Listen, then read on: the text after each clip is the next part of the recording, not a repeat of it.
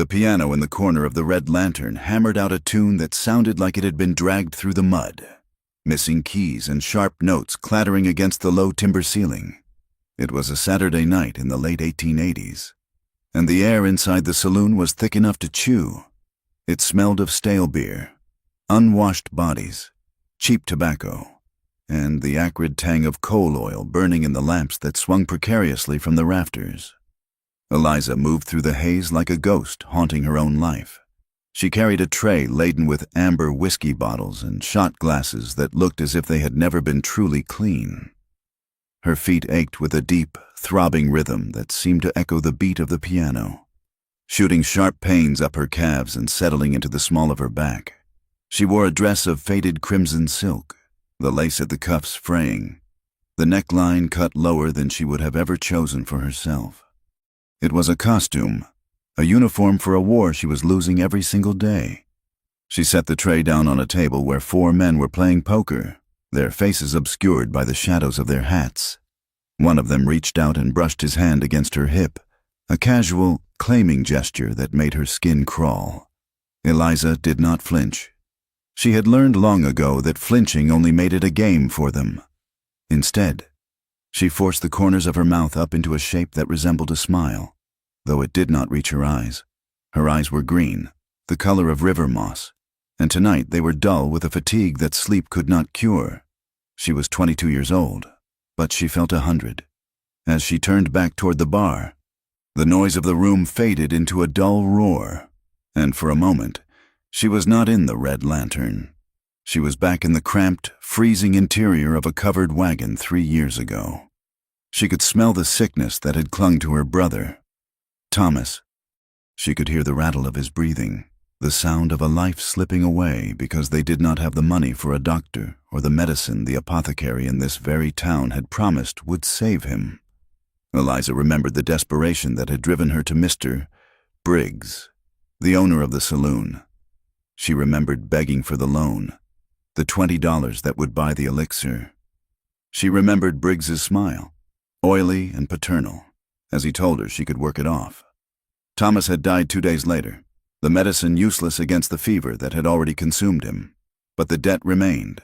The $20 had somehow become $50 with interest, and then $100 with room and board. The ledger Briggs kept in his office was a shackle heavier than any iron chain. A shout from the bar snapped her back to the present. More whiskey. "Girl, and look alive about it," the barkeep bellowed, slamming a dirty rag onto the counter. Eliza lowered her head and hurried to obey, the phantom memory of her brother's cold hand slipping from hers replaced by the cold reality of the bottle she gripped. She was hungry. It was a gnawing, physical sensation in her belly, for she had not eaten since morning. But the hunger went deeper than that. She starved for silence. She starved for a door she could lock. She starved for dignity. Near the front of the saloon, the bat-wing door swung open, letting in a gust of wind that carried the scent of snow and sagebrush. A man stepped inside, shaking the dust from a heavy canvas duster.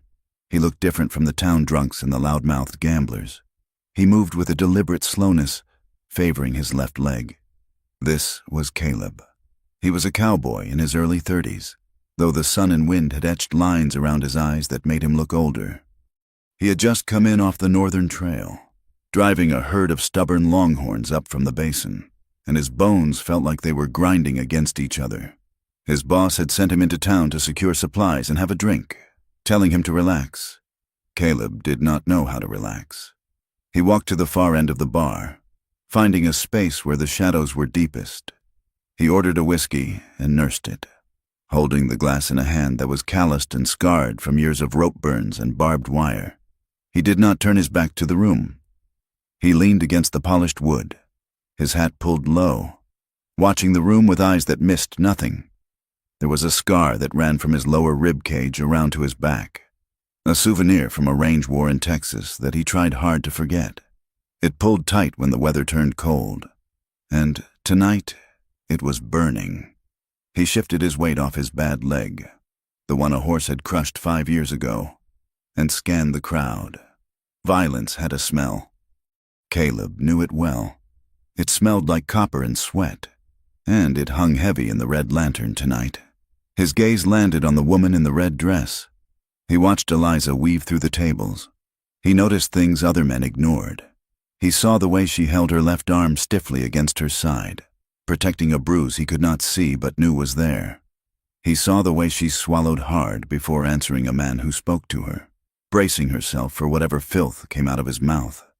He saw the bruises on her wrist, partially hidden by the lace of her sleeve. Dark fingerprints left by someone who had grabbed her too hard. She looked like a bird trapped in a chimney, beating its wings against the soot, slowly suffocating. Caleb took a sip of the burning liquor and looked away, telling himself it was none of his business. He was just passing through. He had his own ghosts to outrun. But then the noise at the center table spiked. A burly ranch hand, a man Caleb recognized as a troublemaker from a rival outfit, reached out and grabbed Eliza by the waist. He was drunk, his face flushed and sweating, his eyes glassy with liquor and malice. "Come here, darlin'," the man slurred, yanking her down. "Sit on my lap and bring me some luck." Eliza stumbled, the tray in her hand tilting dangerously. "Please," she said, her voice quiet but firm. "I have work to do. Sir, please let go." The man laughed. "A wet, ugly sound. Your work is whatever I say it is. You ain't nothing but a saloon girl. You don't tell me no?" He pulled harder, and Eliza lost her footing, falling against his heavy thigh. She scrambled to right herself, her hands pushing against his chest. "I said, let go!" The rejection turned the man's lust into fury and a heartbeat. He stood up, knocking his chair back, and his hand lashed out. The sound of the slap cracked through the saloon like a gunshot. Eliza cried out, stumbling back against a pillar. Her hand flew to her cheek, which was already turning a violent shade of red. The room went silent. The piano player stopped mid-chord. The ranch hand loomed over her, his chest heaving. "Don't you ever talk back to me, you worthless little whore. You're lucky I even look at you." Eliza pressed herself against the wood of the pillar, her eyes wide with terror. She waited for the next blow, curling inward to protect her ribs. It did not come. Caleb had moved without thinking. One moment he was leaning against the bar. The next he was standing between Eliza and the ranch hand. He did not have his gun drawn, but his hand hovered near the worn walnut grip of the Colt on his hip. He stood with a stillness that was more terrifying than any shouting. "That is enough," Caleb said. His voice was not loud. It was a low rumble, calm and edged with steel. It was the voice of a man who had looked death in the face and found it boring. The ranch hand blinked, trying to focus on the intruder. "Who the hell are you? Get out of my way. Cripple! This is between me and the girl. She asked you to stop," Caleb said, his eyes locking onto the other man's. "You hit her. Now you are going to walk away," the ranch hand scoffed, looking around at his friends for support. Two other men at the table stood up, their hands drifting toward their belts. "You going to make me? You and what army?" Caleb did not flinch. He did not look at the other men. He kept his focus entirely on the aggressor. "I'm giving you a choice. Walk out that door, or we see who is faster. I do not care which one you pick." The air in the saloon seemed to vibrate. Caleb felt the old familiar coldness spread through his chest, the shutting down of fear, the sharpening of his senses. He knew exactly where everyone was. He knew he could drop the ranch hand before the man cleared leather. He also knew the other two would likely kill him before he could turn. It was a bad play, a stupid play. But the sound of that slap was still ringing in his ears, echoing a helplessness he thought he had buried years ago. Suddenly, a booming voice broke the tension. "Gentlemen, gentlemen, Mr." Briggs emerged from his office at the back of the room, wiping his hands on a silk handkerchief. He was a portly man with eyes like polished stones and a mustache he waxed daily. He stepped into the circle of tension, smiling a smile that promised nothing good. "Let us not have any bloodshed tonight," Briggs said smoothly, stepping between Caleb and the ranch hand. "It is bad for business. The floor is freshly swept." He turned to the ranch hand. "My apologies, sir. The girl can be temperamental. She forgets her place." Then he turned to Caleb. his eyes narrowing slightly. "And you, stranger? I appreciate the chivalry, but my customers are here to enjoy themselves. There is no need for guns." Caleb did not relax his stance. He hit her.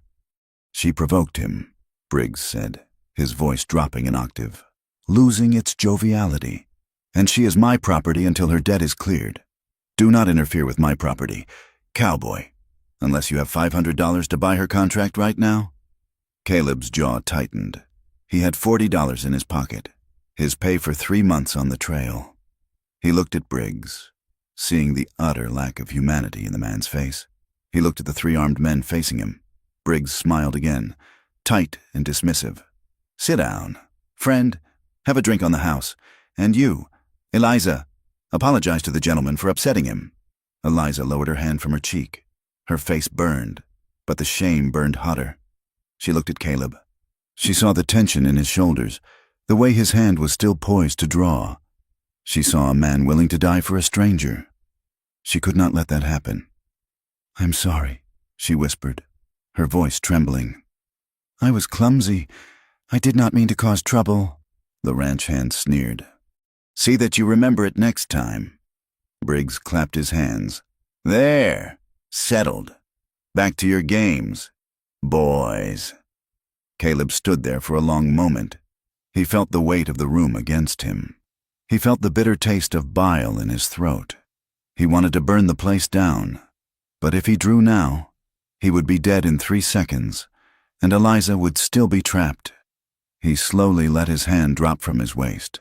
He stepped back, his eyes still hard on the ranch hand. "You are a lucky man," Caleb said softly. He turned to look at Eliza.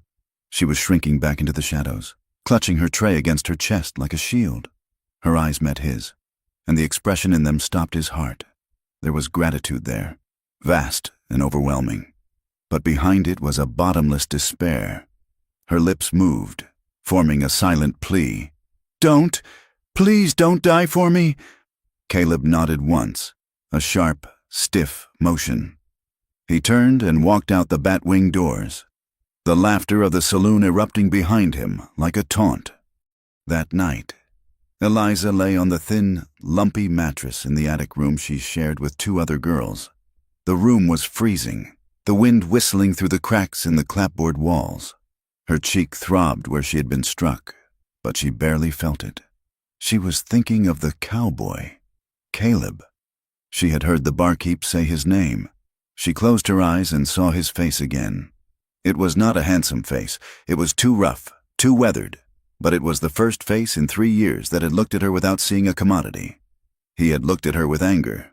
Yes, but the anger had been for her, not at her. A new kind of hunger woke in her belly. It was a sharp, tearing need. It wasn't for bread or beef.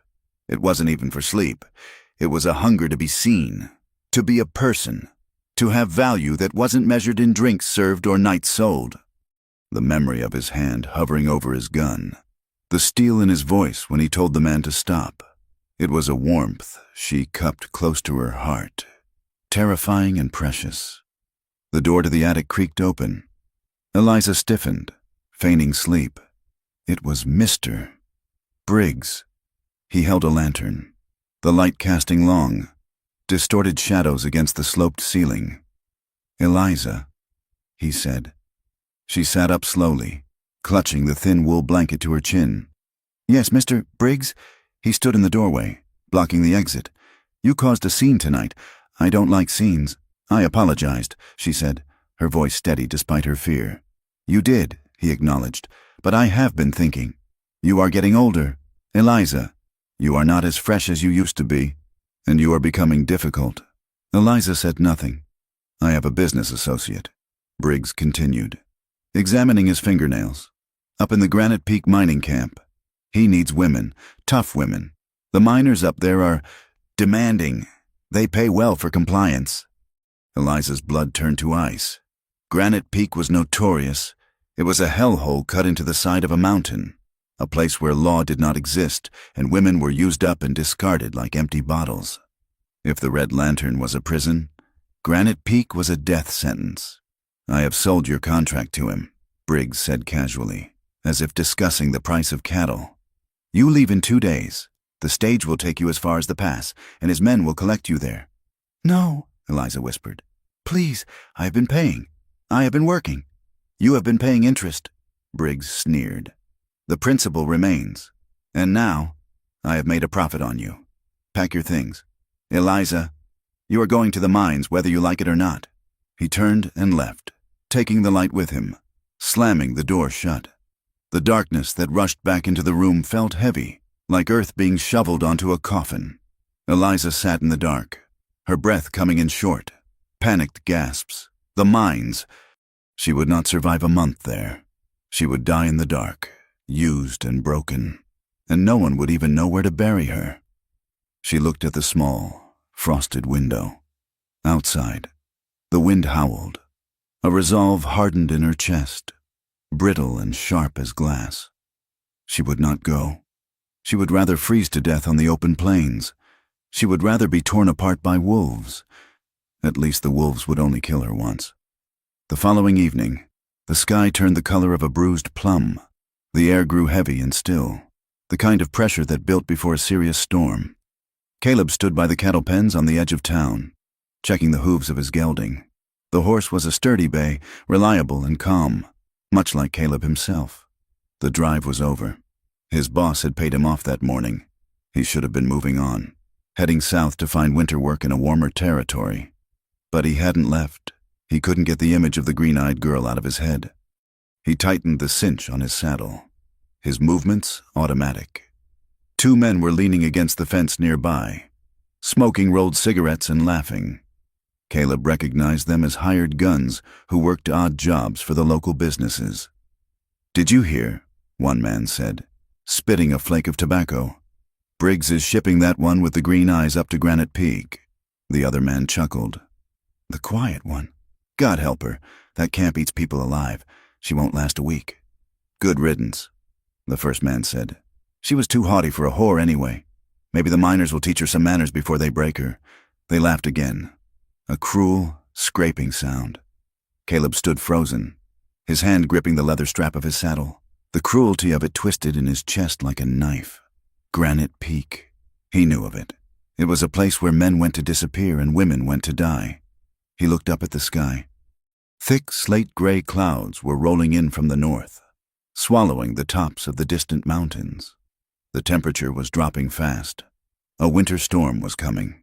A bad one. He should ride away. He should get on his horse and ride south, away from the storm, away from the town, away from the girl who wasn't his problem. He had spent years learning to mind his own business, learning that intervening only brought pain. But as he swung into the saddle, he didn't turn south. He turned his horse toward the livery stable, his mind racing. Night fell like a hammer. The wind picked up, whipping dust and grit through the streets, stinging any exposed skin. The first flakes of snow began to swirl in the air, fat and heavy. In the back room of the Red Lantern, Eliza was moving fast. She wore every piece of clothing she owned, 2 shifts, a wool dress, and a threadbare gray coat that was far too thin for a Wyoming winter. She had stolen a loaf of stale bread from the kitchen and wrapped it in a handkerchief. She reached under the loose floorboard beneath her bed and pulled out a small tin box. Inside were $12, money she had skimmed, coin by coin, over 3 years. It wasn't enough to buy her freedom, but it might be enough to buy a seat on a wagon heading east, if she could make it to the next town. She shoved the money into her boot. She tied a scarf around her head. She opened the window. The cold hit her instantly, shocking and brutal. It smelled of ice and distance. Eliza climbed out onto the narrow roof of the lean-to shed below, her boots slipping on the frost-slicked shingles. She lowered herself down, hanging by her fingertips before dropping into the alleyway. She landed hard, jarring her knees, but she didn't stop. She ran. She stuck to the shadows, avoiding the main street where the saloon lights cast yellow pools on the snow. The wind pushed against her, trying to drive her back, but she lowered her head and fought through it. She headed north, away from the road, toward the open prairie. She knew there was a homestead about 10 miles out. If she could get there, maybe they would let her sleep in the barn. It was a desperate, foolish hope. But it was all she had. Inside the saloon. 20 minutes later, Briggs kicked open the door to Eliza's room. It was empty. The window was open. Snow drifting onto the floorboards. "Damn it!" he roared, his face turning purple. He spun around and marched down the stairs. "Stark! Miller! Get in here!" The two men Caleb had seen by the fence hurried over. "The girl is gone." Briggs spat. "She went out the window.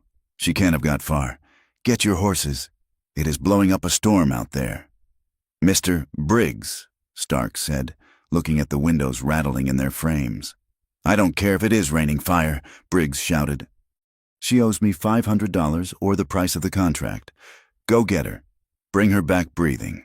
I don't care if she is happy. I don't care if she is hurt. Just bring her back so I can ship her out."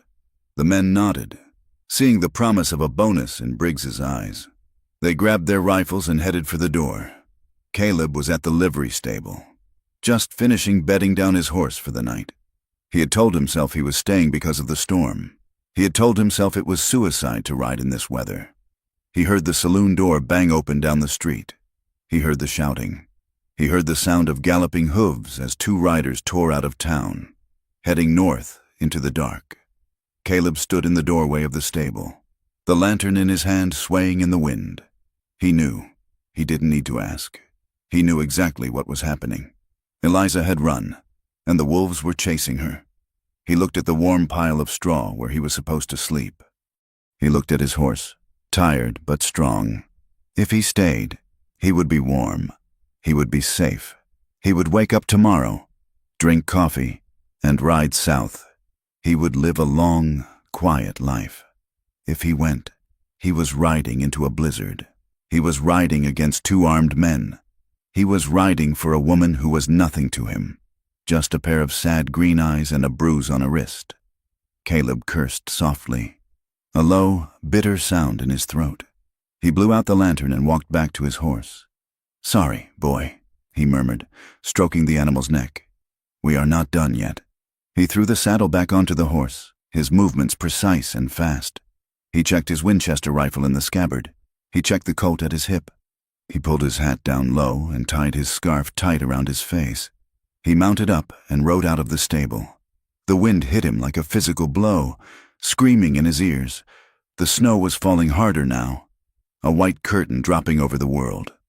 Caleb spurred his horse, heading north, following the fading tracks of the two men who were hunting the girl. He rode into the dark, into the cold, into the danger he had spent 5 years avoiding. He rode because he couldn't forget the way she had looked at him. He rode because if he didn't, he would never be able to look at himself in a mirror again. The town faded behind him, swallowed by the storm, and Caleb was alone in the night, a hunter hunting the hunters, driven by a conscience he thought he had killed long ago. The wind did not just blow, it hunted. It tore across the open plains of Wyoming with a shriek that sounded like a dying animal, driving needles of ice through the thin wool of Eliza's coat. The world, which only hours ago had been a vast expanse of sagebrush and rolling hills, had vanished. In its place was a suffocating curtain of white, a swirling void that erased the sky and the ground until there was no up or down, only the biting cold. Eliza stumbled, her foot catching on a hidden root beneath the snow. She fell hard, her hands plunging into the drift, the ice searing her skin like fire. She gasped, sucking in air that tasted of iron and frost, and scrambled back to her feet. She could not stop. Stopping meant dying. Her boots, cheap leather with soles worn thin from years of pacing saloon floors, were already soaked through. Her toes were numb, distant blocks of wood attached to her feet. The cold had moved past pain and settled into a dull, heavy ache that radiated up her legs, making every step a battle against her own body. She pressed on, head down, shielding her face with a scarf that was stiff with frozen breath. In the howling dark, a face swam up in her memory. Thomas, her brother. She saw him not as he had been at the end, wasted and feverish in the back of the wagon, but as he was when they were children, sitting on a fence rail in Missouri, swinging his legs. "Promise me, Liz," he had whispered when the sickness took his voice. Promise me you won't stay trapped. Promise me you will find a life that is yours. I am trying. Thomas, she thought, the words screaming in her mind to drown out the wind. I am trying. She had walked for what felt like hours, though it might have been only minutes. The landscape was deceptive in a blizzard. A stand of cottonwoods she thought was close turned out to be a mile away. Or perhaps they were just shadows conjured by her exhaustion. The snow was deepening, dragging at her skirts, weighing her down. She was a small thing against the enormity of the winter, a speck of gray in a world of white violence. Then, over the roar of the wind, she heard it. It was a sound that did not belong to the storm. The rhythmic, heavy crunch of hooves breaking through crust, the jingle of a bit chain. Eliza froze, her heart hammering against her ribs like a trapped bird. She looked back, squinting through the stinging sleet. Two dark shapes were emerging from the gloom, spectral and terrifying. Riders. They were hunched low in their saddles, hats pulled down, but she knew them. She knew the shape of their shoulders, the way they sat their horses. Briggs had sent his dogs. Fear, sharp and electric, spiked through her frozen limbs. She forced her legs to move, breaking into a clumsy, lurching run. She headed for a cluster of granite boulders jutting out of the snow like broken teeth, hoping to squeeze into a crevice, to become invisible. Her breath came in ragged tears. She was 20 yards from the rocks. 10 yards. A shout cut through the air. There she is! The crack of a pistol shot shattered the night. The bullet did not hit her, but it struck a rock just to her left, sending a spray of stone chips and snow into her face. It was not a kill shot. It was a hurting shot. It was the sound of a master cracking a whip. Eliza cried out, stumbling, her legs finally giving out. She collapsed into the snow at the base of the rocks, curling into a ball. Shaking so hard her teeth rattled, she pressed her hands over her ears, waiting for the grab, for the rough hands that would drag her back to hell. But the grab did not come. Instead, a second horse thundered in from the east, moving with a speed that defied the treacherous ground. Caleb had ridden hard, cutting through a dry wash he knew from the autumn drive, flanking the two men before they even knew he was there. He knew this land better than he knew his own soul. He knew where the drifts piled deep and where the wind scoured the ground hard enough for a horse to find footing. He burst out of the white haze like an avenging spirit, his bay gelding snorting steam. He pulled the horse up short, putting himself directly between Eliza and the two riders. His Winchester rifle was already shouldered, the dark metal cold against his cheek. "Hold it right there!" Caleb roared. His voice carried a weight that the wind could not scatter. It was the voice of a trail boss, a man used to turning stampedes.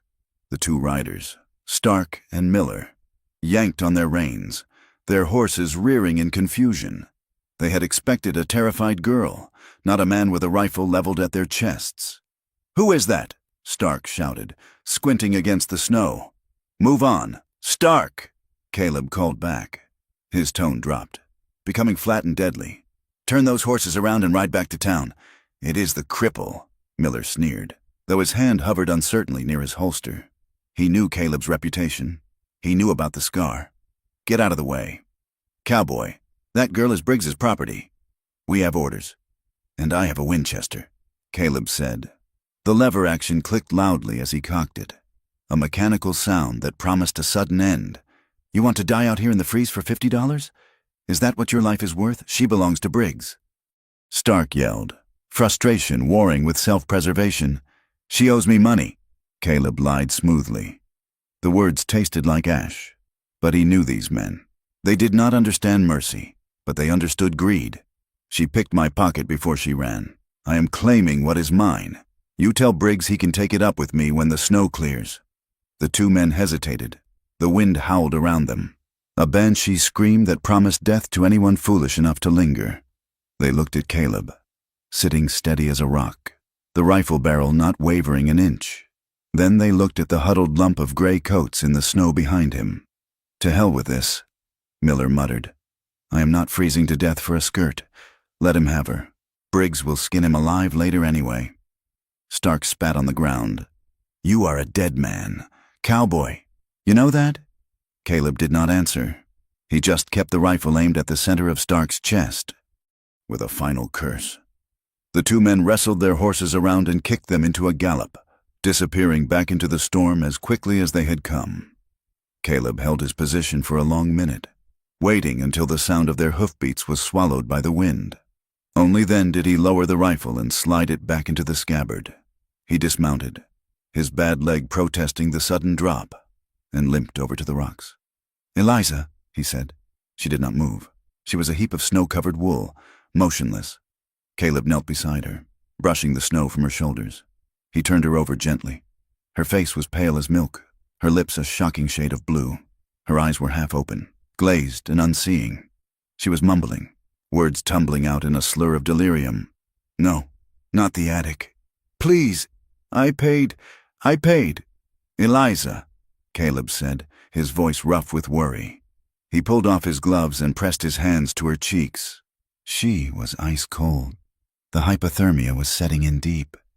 If he didn't get her warm soon, she wouldn't wake up. "I am not going back," she whispered, her eyes trying to focus on his face but failing. "Don't let them take me. Nobody is taking you," Caleb said. He unbuttoned his heavy sheepskin coat and opened it wide. He lifted her up, shocked by how little she weighed. She felt fragile, like a bundle of dry sticks that would snap under the slightest pressure. He pulled her against his chest, wrapping his coat around both of them, trying to share what little heat he had. For a moment, he just held her there in the screaming dark.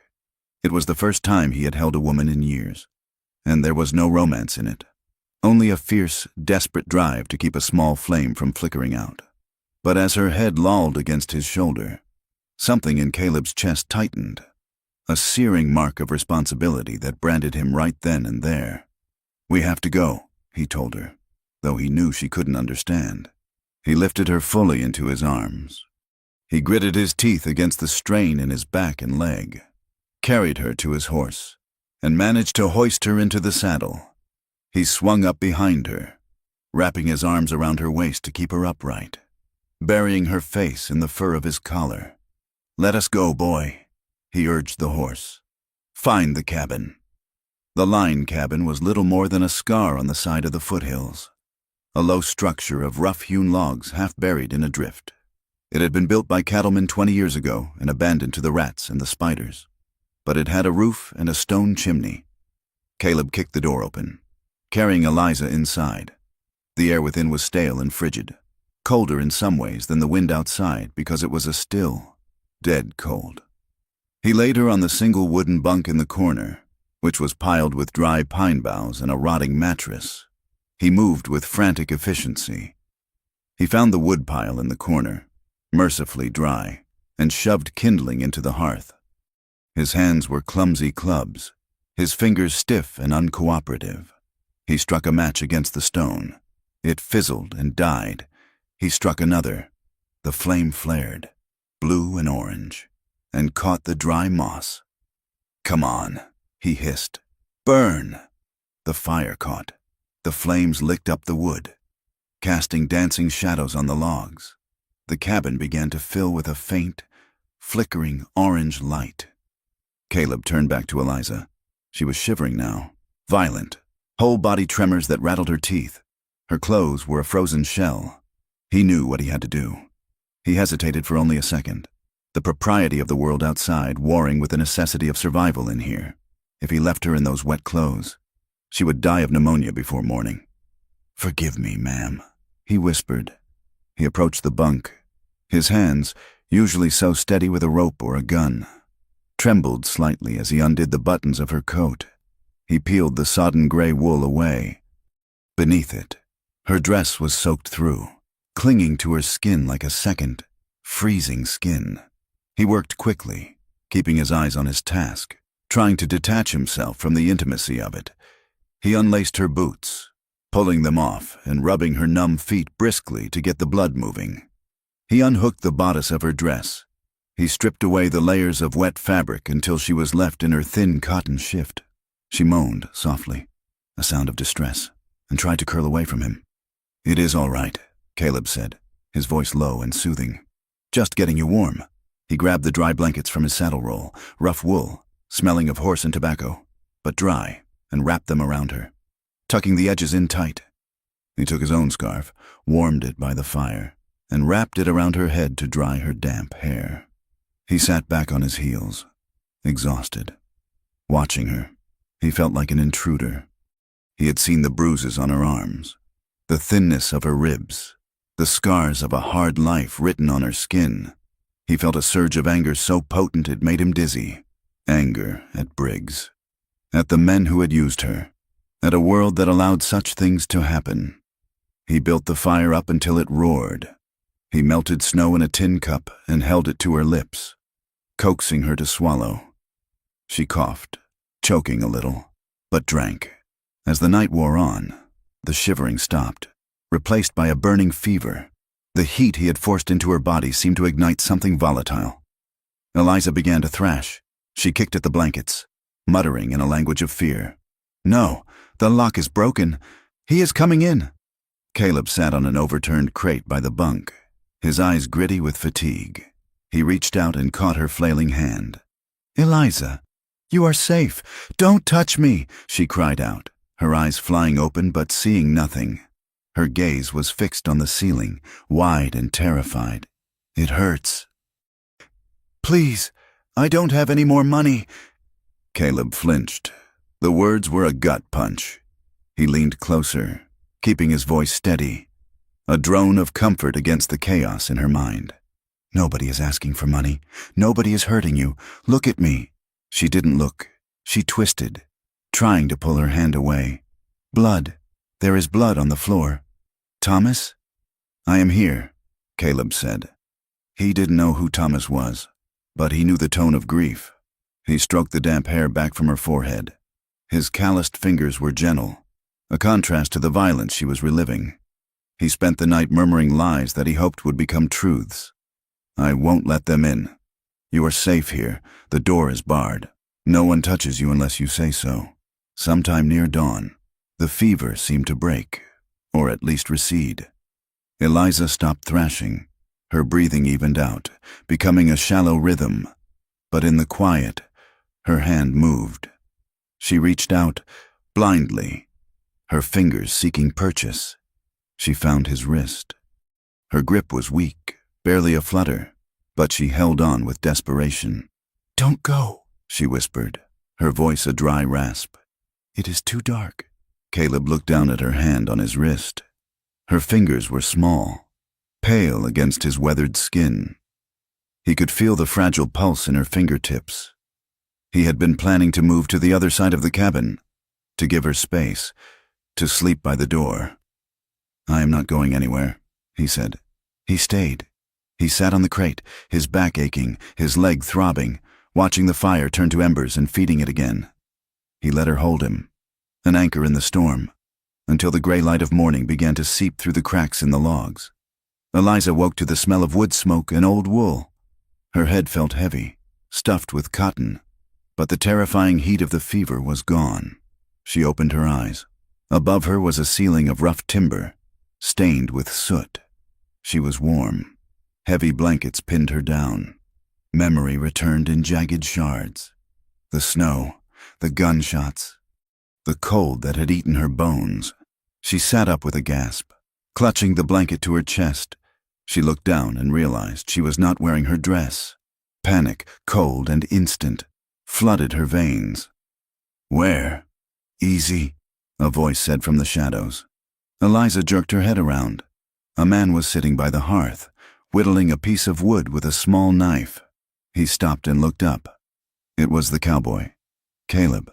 He looked exhausted. Dark circles bruised the skin under his eyes, and stubble darkened his jaw, but his eyes were clear and calm. "Where am I?" Eliza demanded, her voice cracking. She pulled the blanket tighter, checking herself for pain.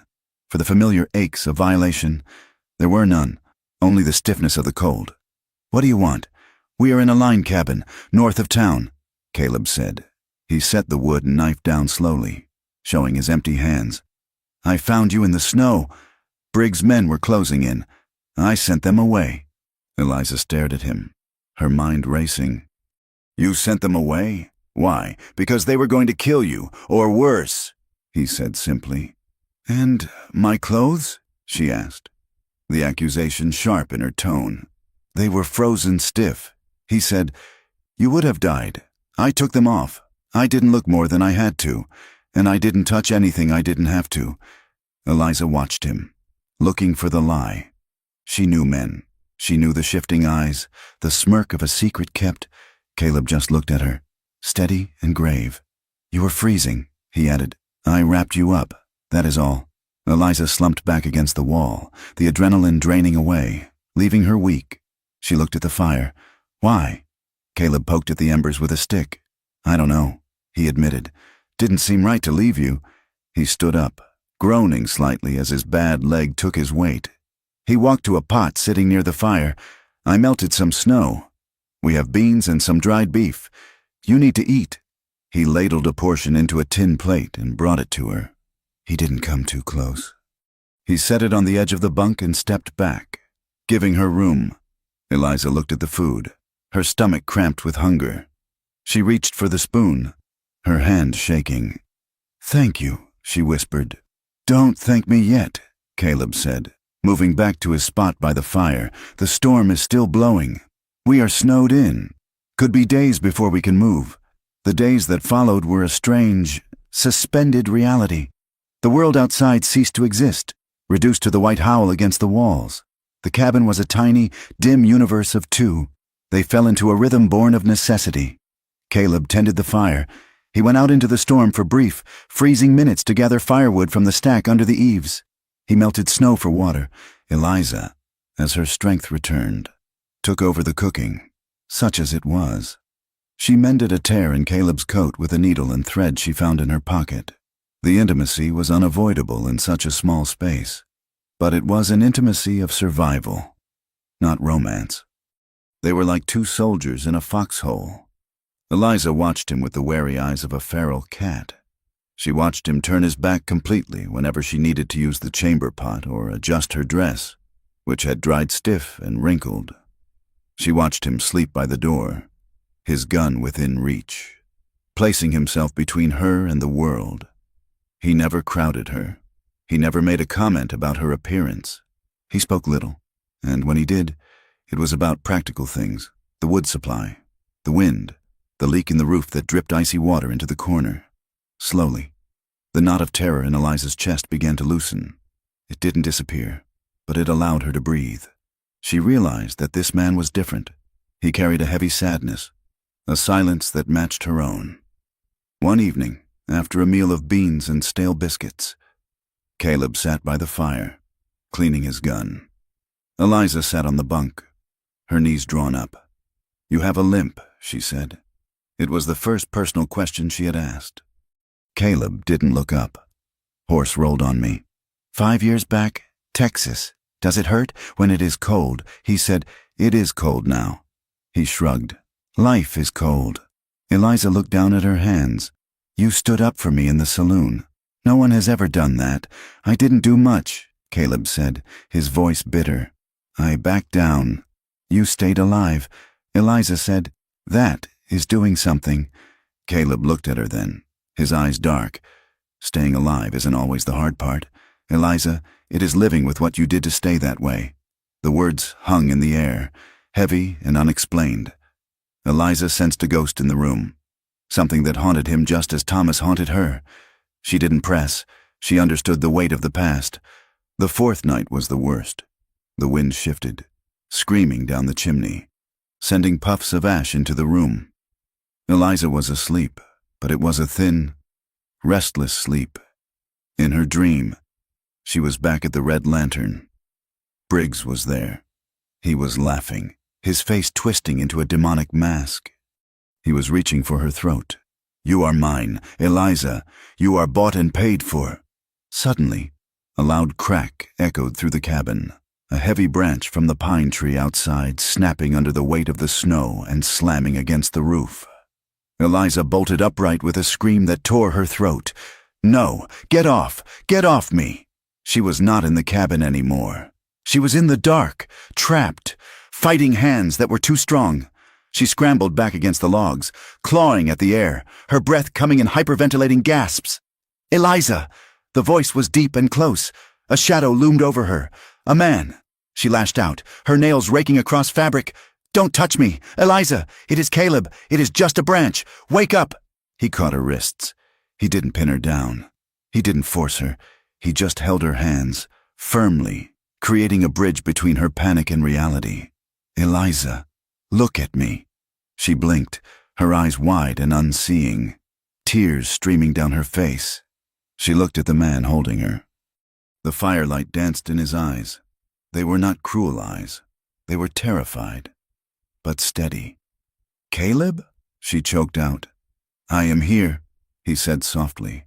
"You are in the cabin. The storm broke a branch. That is all. Nobody is here but us." He lowered his voice, a rumble in his chest that she could feel through their joined hands. "Breathe. Just breathe. I have got you." Eliza's chest heaved. She stared at his hands holding hers. They were large, rough hands. The skin was calloused like leather. They were hands that could crush, hands that could kill. But they weren't crushing. They were grounding. They were an anchor. She stopped fighting. The adrenaline crashed, leaving her trembling violently. She slumped forward, her forehead resting against his hands. I thought they were here." She sobbed. "They aren't," Caleb said. "I promised you. The door is barred. I am watching." He didn't let go. He held her hands, rubbing his thumbs slowly over her knuckles. It was a rhythmic, soothing motion. Eliza focused on that sensation. The roughness of his palms, the warmth of his skin. For years, the touch of a man had meant theft. It had meant something was being taken from her, her dignity, her safety, her will. This touch was different. It was giving. It was pouring strength into her. She looked up at him. His face was inches from hers. He wasn't looking at her body. He was looking into her eyes, searching for the girl beneath the fear. "You are shaking," he said. "I know," she whispered. She didn't pull away. A strange, terrifying feeling unfurled in her belly. It was the hunger she had felt that first night, but stronger now. It was a longing to be held, not to be used, but to be comforted. The silence in the cabin changed. It became charged, thick with an awareness that hadn't been there before. Eliza became acutely aware of the heat radiating from him, of the smell of sage and wood smoke on his skin. She realized, with a jolt that stopped her breath, that she didn't want him to let go. Caleb seemed to sense the shift. He went still. He looked at her mouth, then quickly up to her eyes. A flicker of something raw passing behind his gaze. It was desire. Yes, but it was tempered with a profound restraint. He slowly released her hands. "You should sleep," he said, his voice husky. "Storm is dying down. We might be able to ride tomorrow." He stood up and moved back to his side of the room, putting distance between them. Eliza curled back under the blankets, but she didn't sleep. She lay there, staring at the fire, holding her own hand where he had touched it. The skin still tingled. She closed her eyes and replayed the moment, the strength of his grip, the gentleness. Outside, the wind began to fade, but inside Eliza, a new storm was just beginning. She knew, with the certainty of the turning seasons, that she would carry the memory of those rough hands for the rest of her life. Not because they had saved her from the snow, but because for one terrified moment in the dark, they had made her feel safe. The silence that followed the storm was louder than the wind had ever been. When Eliza woke on the 5th morning, the howling had ceased. She sat up in the bunk, the heavy wool blanket sliding from her shoulders, and squinted against a brilliance that stung her eyes. The sun had returned. It streamed through the cracks in the logs, cutting the gloom of the cabin with blades of pure, white light. Caleb was already up. He stood by the small window, scraping the frost from the pane with his thumbnail. He turned when he heard her stir, his silhouette dark against the glare. "The storm is broke," he said. Eliza pulled her knees to her chest. The fire was banking down, a bed of glowing coals that did little to combat the chill seeping through the walls. She looked around the cabin. For days, this 12 by 12 box had been their entire world. It had been a fortress against the death waiting outside. Now, with the sun shining, the walls seemed to shrink. The intimacy that had grown in the dark, the shared heat, the quiet murmurs, the hand-holding, suddenly felt exposed and dangerous in the light of day. Caleb walked to the hearth and poured the last of the coffee into a tin cup. He handed it to her. "We have to move," he said, his voice flat. Eliza took the cup, wrapping her hands around the warm metal. "Where?" "We are low on wood," Caleb said, listing the facts as if they were items in a ledger. "We are out of grain for the horse, and the snow has stopped, which means if Briggs sent anyone else, they will be able to cut sign on us by noon." The name Briggs made Eliza flinch. The safety of the cabin evaporated instantly. She took a sip of the bitter coffee, staring into the black liquid. "He will kill you if he finds us," she whispered. "He might try," Caleb said, "but I do not plan on being here when he looks." He crouched down, checking the strapping on his saddlebags. "There is a town about a day's ride south of here. Oak Creek. It is a ranching hub. Not much law, but enough that a man like Briggs has to step careful. I have worked there before. I know a woman who runs a boarding house. She might take you on." Eliza looked up, her heart hammering a frantic rhythm against her ribs. "You want to leave me there?" "I want to get you somewhere safe," Caleb corrected. "I cannot keep you in a line cabin forever. Eliza, and you cannot go back to the lantern." The choice hung in the air between them, heavy and suffocating. To go with him meant riding out into the open, exposing herself to the sky and the eyes of strangers. It meant walking into a town where she was unknown, where she would just be a woman with no money and a shadowed past. But the alternative was the mines, or a shallow grave in the snow. She looked at Caleb. He was watching her, his face impassive, but his hands were still. He was waiting for her to choose. He was not ordering her. For 3 years, men had told her where to go, when to stand, when to lie down. Caleb was giving her the terrifying weight of her own will. "I will go," she said, her voice trembling but audible. "I will ride with you." Caleb nodded once. "Finish your coffee. It is going to be a long day." The world outside was a blinding, undulating ocean of white. The snow had drifted deep against the cabin walls, burying the woodpile, and stretched out across the foothills in unbroken waves. The air was crisp and thin, so cold it felt like inhaling glass. They had only the one horse, Caleb's sturdy bay. Eliza assumed she would walk, or that she would sit behind him, clinging to his coat. Instead, Caleb shortened the stirrups. "Up you go," he said, offering his gloved hands to boost her. Eliza hesitated. "You cannot walk in this. The drifts are 3 feet deep. The horse can't carry double in this powder," Caleb said. "He will founder." "You are light. I am used to walking." He didn't wait for an argument. He lifted her easily, settling her into the saddle. He handed her the reins but kept a hold on the bridle near the bit. He did not walk ahead of her, pulling the horse like a pack mule. He walked beside the shoulder of the animal, trudging through the knee-deep snow, his breath puffing in white clouds. It was a small thing, a matter of positioning, but to Eliza, it felt momentous. He was not leading a prize he had stolen. He was walking with her. The journey was grueling. The sun, though bright, offered no heat. The wind scoured the tops of the drifts, sending snakes of powder hissing across the crust.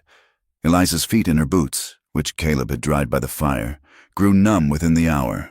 They moved slowly, a dark speck in a white wilderness. They crossed a frozen creek where the ice groaned ominously under the horse's weight, Caleb keeping a hand on Eliza's knee to steady her, his eyes scanning the banks for trouble, to distract her from the cold, and perhaps to fill the silence that stretched as vast as the horizon. Caleb began to talk. He pointed a gloved hand toward a ridge where the wind had swept the rock bare. "Look there," he said over the crunch of snow. Eliza squinted. "What is it?" "Golden grass," Caleb said. "See it poking through? That is winter wheatgrass. It is tough. It sleeps under the ice all season, just waiting. As soon as the melt hits, it will be the first thing to turn green." Eliza looked at the dry, yellow stalks shivering in the wind. It looked dead to her. It looked beaten. It looks lonely, she said. It is enduring, Caleb corrected gently. Later. He stopped the horse and nodded toward the south. A herd of antelope was moving across the valley floor, a ribbon of tan and white against the snow. They moved like water, fluid and graceful. They are fast, Caleb noted. Faster than anything out here. They survive because they don't fight the land. They move with it. Eliza watched the animals. She had spent 3 years inside a room with red velvet curtains and the smell of stale cigars. She had forgotten that the world was this big. She had forgotten that there were things that lived wild and free, answering to no one. "Why are you showing me this?" she asked, looking down at him. Snow clung to his beard and the brim of his hat. He looked tired, his limp becoming more pronounced as the miles wore on. "Because the world is not just walls. Eliza," he said, not breaking his stride, "I thought maybe you needed reminding." The word settled in her chest, warm and aching. He saw her fear. He saw the way she curled inward, expecting a blow, and he was trying, in his quiet, rough way, to show her that the cage was open. But as the sun began to dip toward the jagged peaks of the Rockies, painting the snow in shades of violet and bruised blue, Eliza's anxiety returned. They were getting close to civilization. "What if they know?" she asked suddenly. Caleb did not have to ask what she meant. "Who? The people in this town. What if they know what I am? You are a woman looking for work," Caleb said firmly. "That is all they need to know." Eliza gripped the saddle horn. "It is written on me. Caleb. You can see it." Caleb stopped the horse. He looked up at her, his eyes fierce. "I see a woman who survived a blizzard. I see a woman who walked away from a man like Briggs. Anyone who sees anything else is blind." He patted her knee. A brief, heavy touch. "Keep your head up. You have nothing to apologize for." Oak Creek was a huddle of timber buildings clustered around a frozen mud street. Smoke rose from a dozen chimneys, smelling of pine and coal. There was a general store with a false front, a blacksmith shop where the ring of a hammer against iron rang out clear as a bell, and a small white church with a steeple that looked like an accusing finger pointing at the sky. Caleb led the horse down the main street. People stopped to watch them pass. A man chopping wood paused, his axe resting on the block. A woman sweeping a boardwalk leaned on her broom, her eyes narrowing as she took in Eliza's worn coat and the cowboy limping beside her. Eliza felt their gazes like physical touches. She wanted to shrink, to pull the scarf over her face, but she remembered Caleb's words. "Keep your head up." She fixed her eyes on the ears of the horse and forced her spine straight. Caleb stopped in front of a large 2-story house painted a peeling shade of yellow. A sign swinging above the porch read, "Harper's Boarding House. Meals 50 cents. "Stay here," Caleb said. He tied the horse to the rail and walked up the steps. Eliza watched him knock. A moment later, the door opened, and a tall woman with steel-gray hair pulled into a severe bun appeared. She wore a dark dress and a white apron that looked stiff with starch. Eliza could not hear their words, but she saw the woman look past Caleb, her sharp eyes dissecting Eliza. She saw Caleb talking, gesturing with his hands, his posture respectful but insistent. The woman crossed her arms. She shook her head. Caleb spoke again, leaning in, his face serious. Finally, the woman nodded, though she did not smile. Caleb turned and beckoned to Eliza. She slid down from the saddle, her legs trembling from exhaustion and the cold. She walked up the steps, feeling the woman's judgment radiating like heat from a stove. "This is Mrs. Harper," Caleb said. "Mrs. Harper. This is Eliza." Eliza bobbed a clumsy curtsy. "Ma'am, Mrs." Harper did not return the gesture. She had a face carved from granite, lined by years of hard work and little laughter. Her eyes were blue and piercing. "Caleb says you are hard-working, Mrs." Harper said. Her voice was dry, like rustling paper. "He says you need a place to stay and you are willing to earn it." "Yes, ma'am," Eliza said. "I can cook, I can clean, I can sew. Mrs. Harper looked at Eliza's hands. They were red and chapped, but they were slender, not the broad hands of a farm girl. "You look like a strong wind would blow you over, Mrs." Harper observed. "Scrubbing floors is not delicate work. I'm stronger than I look," Eliza said. The desperation in her voice made it sharp. "Please, I just need a chance. Mrs." Harper studied her for a long, uncomfortable silence. Then she stepped back. "We have breakfast at 6, dinner at 6. You will help with both. You will clean the rooms while the men are out working. You get a cot in the pantry and $2 a week. If I find dust on the baseboards or if you cause trouble with the boarders, you are out on the street. Do you understand?" "I understand," Eliza said. "Thank you. Go around back to the kitchen." "Mrs." Harper said, "there is hot water. Wash up. You look like you have been dragged through a knothole backwards." She closed the door. Eliza let out a breath she didn't know she was holding. She looked at Caleb. $2 a week, she said. It was a fortune. It was honest money. "It is a start," Caleb said. He looked weary, the adrenaline of the journey fading. "I will take the horse to the livery. I will be staying here too, in the bunkhouse out back." "You are staying?" Eliza asked, hope flaring in her chest. Caleb adjusted his hat. "I told you, I have worked here before. The blacksmith needs a hand for a few weeks. I figured I would stick around, just to make sure you settle in." Eliza wanted to hug him. She wanted to press her face against his coat and weep. Instead, she just nodded. "Thank you, Caleb. Go wash up." "Eliza," he said softly, "you are safe now." Safety, Eliza learned, smelled like lye soap and beeswax. For the next 2 weeks, Eliza threw herself into the work with a ferocity that startled even Mrs. Harper. She rose before the sun, breaking the ice on the water barrel outside the kitchen door. She kneaded dough until her arms burned, pounded dust out of rugs until the air was thick with motes, and scrubbed the pine floorboards of the boarding house on her hands and knees until her knuckles cracked and bled. She welcomed the pain. The ache in her muscles was clean. It was simple. It pushed away the memories of the lantern. When she was scrubbing, she didn't have to think. She just had to make the wood white. Life settled into a fragile rhythm. The boarding house was full of ranch hands, railroad men, and drifters. They were loud and smelled of sweat and tobacco, but they largely ignored the quiet, pale woman who refilled their coffee cups. To them, she was part of the furniture. Eliza liked being furniture. Furniture was safe. She saw Caleb every day. He was working at the smithy, shoeing horses and mending wagon wheels.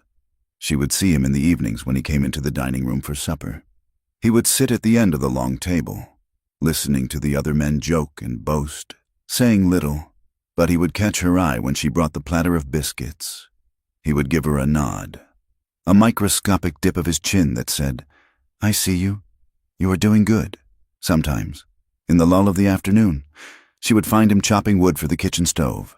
"You are working too hard," he told her once, watching her hang heavy wet sheets on the line in the freezing wind. "I like the work," she replied, her mouth full of clothespins. "It makes me tired enough to sleep." "Are you sleeping?" he asked. "Better," she lied. She still woke up gasping, her heart racing, thinking she heard Briggs's boots in the hall. But she didn't tell him that. For a short time, it felt like she had truly escaped. She bought a new dress with her wages, a simple calico print with a high collar. She braided her hair. She started to look less like a ghost and more like a woman. But the West was a small place, and secrets were like smoke. They always found a way out. It started on a Tuesday. Eliza was at the general store, buying flour for Mrs. Harper. A woman in a fine bonnet was standing at the counter, examining a bolt of lace. She turned as Eliza walked in. The woman froze. Her eyes went wide, then narrowed into slits of recognition. Eliza felt the blood drain from her face. She knew the woman, not by name, but she had seen her. This woman's husband had been a regular at the Red Lantern. The woman had come once, screaming at the doors, pounding her fists against the wood, dragging her husband out by his ear while the girls watched from the windows. She had seen Eliza in the window. Eliza turned and fled. leaving the flour on the counter. She ran back to the boarding house, her heart pounding a frantic rhythm of ruin, ruin, ruin. By the next evening, the atmosphere in the town had shifted.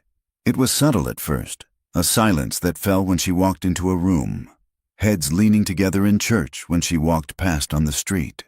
Then came the whispers. Whore, fallen woman, Briggs's girl, Mrs. Harper's boarders began to mutter. A few of the more respectable men packed their bags and left, offering vague excuses about moving closer to the railhead. Eliza tried to make herself smaller. She kept her eyes on the floor. She worked harder. One night, Caleb walked into the saloon down the street from the boarding house to buy a pouch of tobacco. The room was warm and loud. 3 men were standing at the bar, laughing. "I am telling you," one man said, slapping the counter. "It is her, the one from the lantern, the one with the green eyes." "And she is staying at Harper's?" another man asked, grinning. "Maybe I should move in there. I bet the room service is special, if you know what I mean." They laughed, a crude, ugly sound that grated on Caleb's nerves like a file on bone. "And that cripple brought her here," the first man said, "acting like he is her savior, probably pimping her out himself." Caleb froze. The rage that rose in him was white-hot and blinding. It was the same rage he had felt the night he shot a man in Texas. His hand twitched toward his gun. He could turn around. He could put a bullet in the man's leg. He could smash his face into the bar. He wanted to. God, he wanted to. But he saw Eliza's face. He saw how hard she was trying. If he started a fight, if he killed a man or even hurt one, the sheriff would come. Questions would be asked. Eliza's name would be dragged through the mud in a courtroom. She would be run out of town. Caleb forced his hand to unclench. He forced his breath to steady. He paid for his tobacco, turned his collar up, and walked out. He walked into the cold night, the laughter of the men echoing in his ears, feeling like a coward and a protector all at once. The confrontation came the next morning. Eliza was in the kitchen, kneading dough, when Mrs. Harper walked in. She did not look at the dough. She looked at Eliza. "Mrs. Evan spoke to me at the market today." "Mrs." Harper said without preamble. Eliza stopped. Her hands sank into the soft, white mound. She did not turn around. "She says you worked at the Red Lantern." "Mrs." Harper said.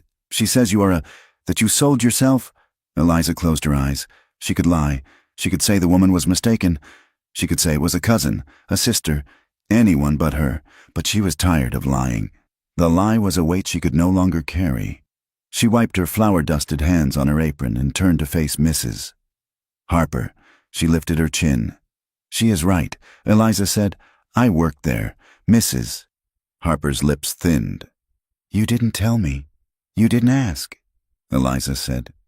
"You asked if I could work. I run a respectable house." "Eliza, I cannot have—" "Reputation matters.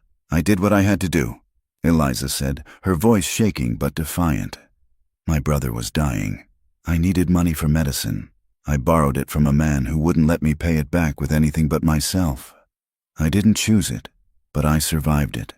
If that makes me unfit to scrub your floors, then tell me to go." "Mrs." Harper stared at her.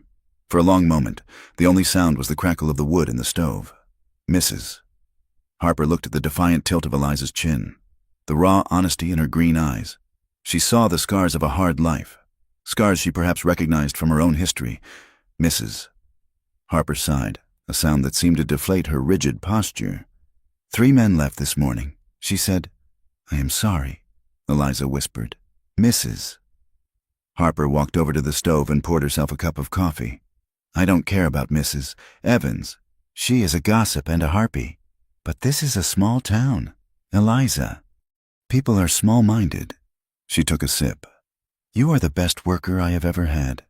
The floors haven't been this clean since my husband died." She looked at Eliza. "You can stay, but I cannot stop them from talking. And if the business fails, I cannot keep you. You understand?" Eliza let out a breath, a sob catching in her throat. "Yes, thank you, Mrs." Harper turned to leave, then paused. "You are a brave girl," Eliza, but bravery doesn't always stop a stone from being thrown. Watch yourself. That evening, the cold was bitter. Caleb found Eliza on the back porch of the boarding house. She was hugging her arms around herself, staring out at the snowy street, her breath pluming in the dark. She looked small. Defeated? Eliza? Caleb said softly, stepping onto the wood planks. She didn't turn. Mrs. Harper knows. She said, I figured. Caleb said. He leaned against the railing beside her. Did she sack you? No, but she might have to. Eliza turned to him. Her eyes were wet. Every time someone looks at me, Caleb, I hear it. I hear what they are thinking. There goes the whore. There goes the trash. I scrub my skin until it is raw, but I cannot get it off. I am never going to be clean to them. Caleb looked out at the dark shapes of the houses. I killed a boy, he said.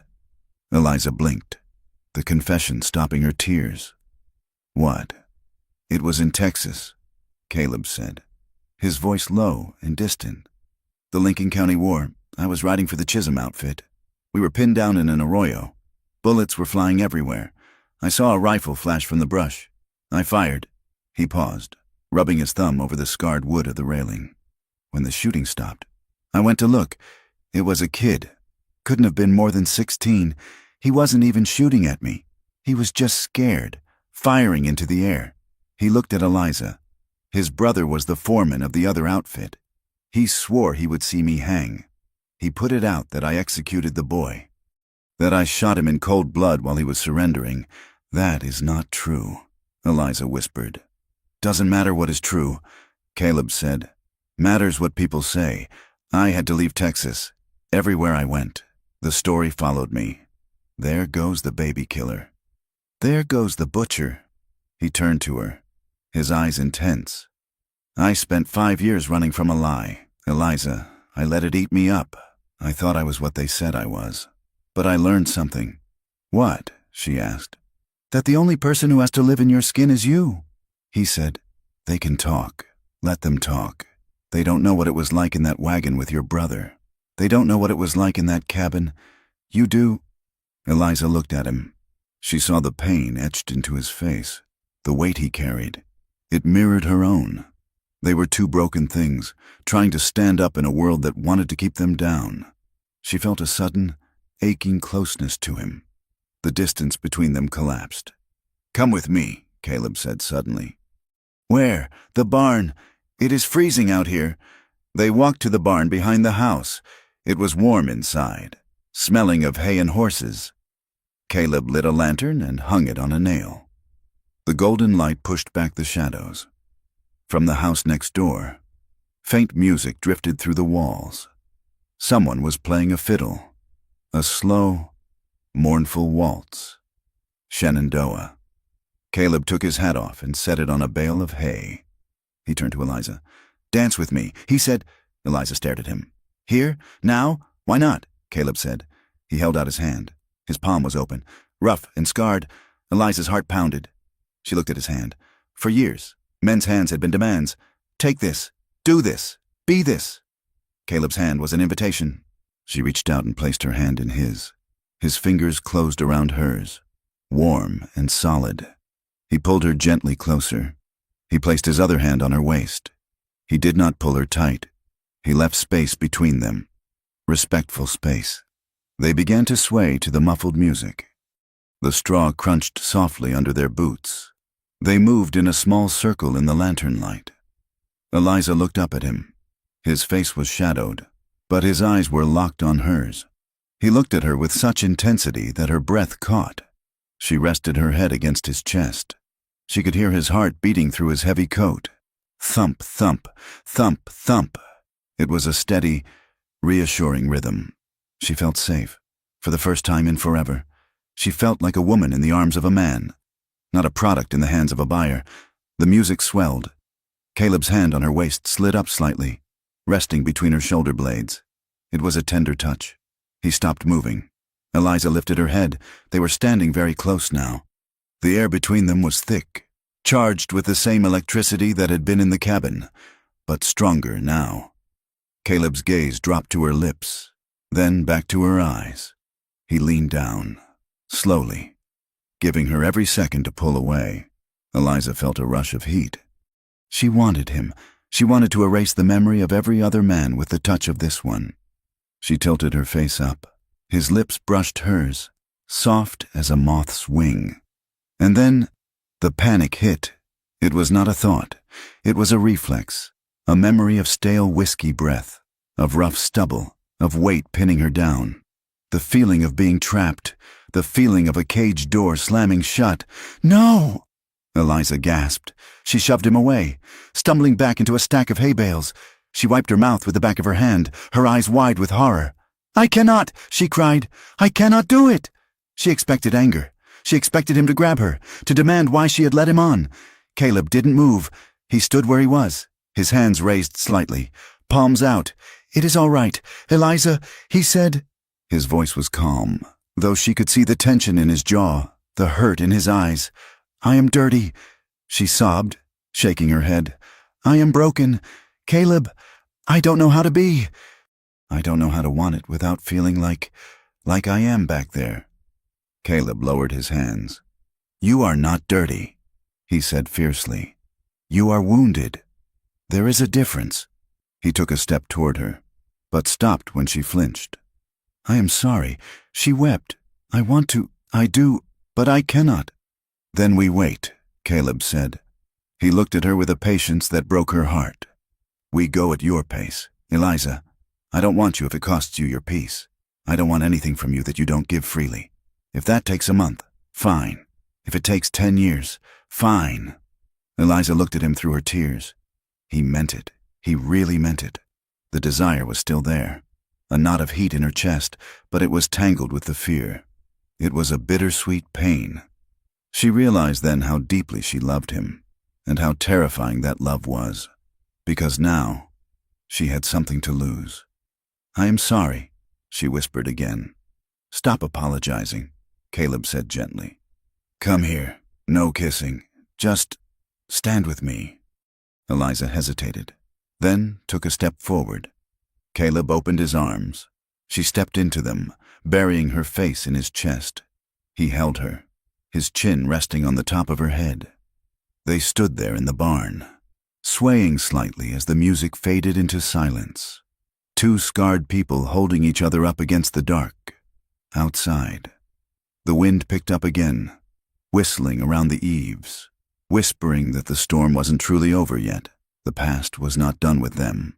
But for tonight, they held the line. The town of Oak Creek, which had initially seemed like a sanctuary of pine and honest labor, began to close in around Eliza like a fist slowly tightening. The change was not sudden. It was a creeping frost that started at the edges of the community and worked its way inward, chilling the air wherever she walked. It began with the boarders at Mrs. Harper's house, two railroad men, who had previously tipped their hats to Eliza when she poured their coffee, packed their bags on a Tuesday morning. They did not look her in the eye. They mumbled to Mrs. Harper about needing to be closer to the depot, but Eliza heard them on the porch as they left. They spoke of bad influences and tainted meat, their voices low and ugly. Mrs. Harper said nothing, but the lines around her mouth deepened. The loss of 2 paying guests was a blow the widow could ill afford. She scrubbed the empty room with a ferocity that spoke of her anxiety, and every scour of the brush sounded to Eliza like an accusation. Sunday brought the judgment out of the shadows and into the light. Eliza had not wanted to go to church. The idea of sitting among the townspeople, exposed and vulnerable, made her stomach turn. But Mrs. Harper insisted. In a town like this, absence from the service was as good as a confession of guilt. So Eliza went, wearing her high-collared calico dress, her hair pulled back severely, trying to look invisible. She sat in the very last pew, her hands folded white-knuckled in her lap. The air in the small white chapel smelled of damp wool, beeswax, and judgment. The preacher, a thin man with eyes like burnt coal named Reverend Thomas, stood behind the pulpit. He did not look directly at Eliza, but his voice seemed to find her in the crowded room, seeking her out like a heat-seeking wind. "We speak of forgiveness," the Reverend thundered, his hand slamming down on the good book. We speak of mercy, but let us not be deceived by false repentance. There are those who walk among us in sheep's clothing, seeking to hide the wolves of their past. They bring the stain of the world into our godly homes. Eliza stared at the back of the bonnet of the woman in front of her. She felt the heat rising in her neck, a burning flush of humiliation that no amount of prayer could cool. "The Bible tells us that the wicked shall not prosper," the Reverend shouted. "You cannot wash away the sins of the flesh with a little water and a change of a dress. The Lord sees. The Lord knows what is done in the dark corners of the night." The congregation shifted in their seats, heads turned slightly. Whispers hissed through the room like steam escaping a valve. Eliza felt hundreds of eyes boring into her skin, stripping away her dress, her dignity, her attempt at a new life. She sat with her spine rigid, refusing to cry, refusing to run, though every instinct screamed at her to bolt for the door. When the service ended, the exit was a gauntlet. As Eliza walked down the steps, the crowd parted around her as if she were carrying a plague. Women she had bought flour from at the mercantile turned their backs, suddenly engrossed in conversation. A little girl, whose dropped doll Eliza had retrieved just 3 days prior, started to wave. Her mother, a stout woman with a pinched face, grabbed the child's arm and yanked her back so violently the girl stumbled. "Don't you look at her. Sarah," the mother hissed, loud enough for half the street to hear. "You stay away from that filth." Eliza kept walking, her gaze fixed on the muddy ruts of the road. She felt dirty. She felt as though the Reverend was right, that her very presence was a contamination. Caleb was waiting for her at the bottom of the hill. He had not gone into the church. He had little use for sermons that preached love while practicing hate. He saw the mother pull the child away. He saw the way the men on the mercantile porch spat tobacco juice near Eliza's hem as she passed, his jaw set like iron. He stepped forward, placing himself between Eliza and the town. "Morning, Mrs. Gable," Caleb said to the mother, tipping his hat. His voice was pleasant, but his eyes were hard as flint. "Fine day for teaching children manners, isn't it?" The woman huffed, clutching her daughter close, and hurried away without a word. Caleb fell in step beside Eliza. He did not touch her. He knew that would only fuel the fire, but his presence was a shield. "Ignore them," he murmured. "They are sheep, Eliza. They only know how to baa when the shepherd tells them to. It is not just noise." "Caleb," Eliza whispered, her voice tight. "It is hatred." It escalated over the next week. Caleb began coming back to the boarding house with fresh marks on him. A split lip one evening, a bruised set of knuckles the next. He dismissed them as slips of the hammer at the smithy or a stubborn horse, but Eliza knew better. She knew he was fighting for her. She sat him down one evening in the kitchen, dipping a cloth into a bowl of cool water to dab at a cut over his eye. "You have to stop," she said, her hands trembling slightly as she touched his face. "Stop what?" Caleb asked, wincing slightly as the water hit the raw skin. "Fighting them. Defending me. It only makes them angrier." "I am not going to let them talk about you like that," Caleb said. "I don't care if I have to fight every man in Oak Creek." "And what happens when you are too hurt to work?" Eliza asked. "What happens when they decide to do more than talk? You are getting hurt because of me. Caleb, everyone gets hurt because of me." Caleb reached up and caught her hand, stopping her ministrations. "You are not the one hurting me. Eliza, they are—" Do not confuse the victim with the villain, but Eliza could not separate them. The guilt lay heavy in her gut, a stone that grew heavier with every dark look she received in the street.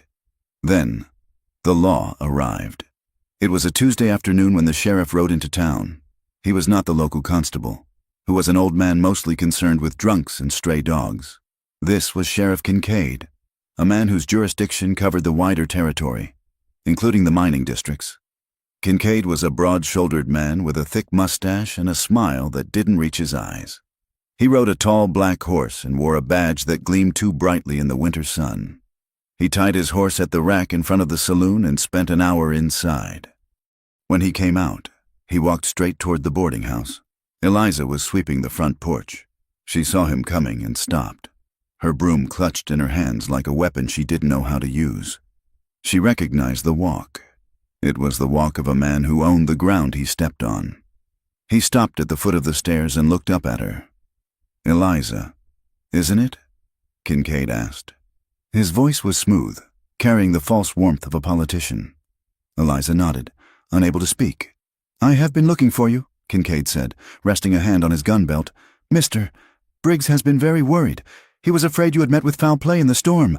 "I am fine," Eliza said, her voice barely a whisper. "I am working here." Kincaid chuckled. "A dry sound. Working. Yes. Well, the thing is, Eliza, you have a contract. Mr. Briggs showed it to me. It says you owe him a significant sum, and that your labor belongs to him until that sum is paid. I paid him," Eliza said, finding a sudden spark of defiance. "I worked for 3 years. I paid him 10 times over what I borrowed. Interest is a tricky thing," Kincaid said. "Mounting the first step, and breach of contract is a crime." "Eliza, especially when you steal from your employer before you run." "I didn't steal. Briggs says you took money from the till. That was my money. Money I saved." Kincaid shrugged. "That is for a judge to decide. And seeing as the nearest judge is a long ride away, my duty is to return the property to its owner until such time as a hearing can be held." He pulled a folded piece of paper from his pocket and waved it. "This is a warrant. Eliza, you are coming with me." Eliza froze. The street seemed to tilt. People were stopping to watch. She saw the mercantile owner watching from his window. She saw Mrs. Gable pause on the boardwalk. They were all watching, and none of them moved. To them, this was justice. This was the trash being taken out. "I am not going back," Eliza gasped, backing up until her spine hit the wall of the house. Kincaid took another step up. "I don't think you have a choice, darling." "Now, don't make a scene. It is unbecoming." He reached for her arm. Suddenly, a figure vaulted over the porch railing from the side yard. Caleb landed between Eliza and the sheriff, his boots thudding heavy on the planks. He was dusty from the smithy, his face streaked with soot, his eyes blazing. "Back off, Kincaid," Caleb snarled. Kincaid stopped, his hand hovering in the air. He looked Caleb up and down, noting the limp, the scar, the tension in the cowboy's frame. "Well now," Kincaid drawled, "you must be the boyfriend, the one causing all the trouble." "She is not property," Caleb said, his voice low and dangerous. "You cannot own a person. That war was fought and finished 20 years ago. Contracts are binding." "Son," Kincaid said, his smile fading into a flat line, "and obstructing a lawman is a felony. Step aside." "She is not going with you," Caleb said. He didn't move. He stood like a boulder in a stream, immovable. Kincaid's hand dropped to the butt of his pistol. "You plan on fighting the law by yourself. Cowboy, you think these fine folks are going to help you?" He gestured to the street. The townspeople watched in silence. No one stepped forward. No one spoke up. Caleb didn't look at them. He kept his eyes on Kincaid. "I don't need them. I'm telling you, you are not touching her." The tension stretched, thin and humming like a wire about to snap. Kincaid was calculating. He could shoot Caleb. He could claim self-defense, but shooting a man in broad daylight on a porch with witnesses was messy, even for him. The front door opened. Mrs. Harper stepped out. She was pale, wiping her hands on her apron, but she stepped out. "Sheriff, Mrs. Harper said, her voice shaking but audible. "Eliza is in my employ. She is working off her room and board. If you take her, you are leaving me without help in the middle of the season." Kincaid looked at Mrs. Harper.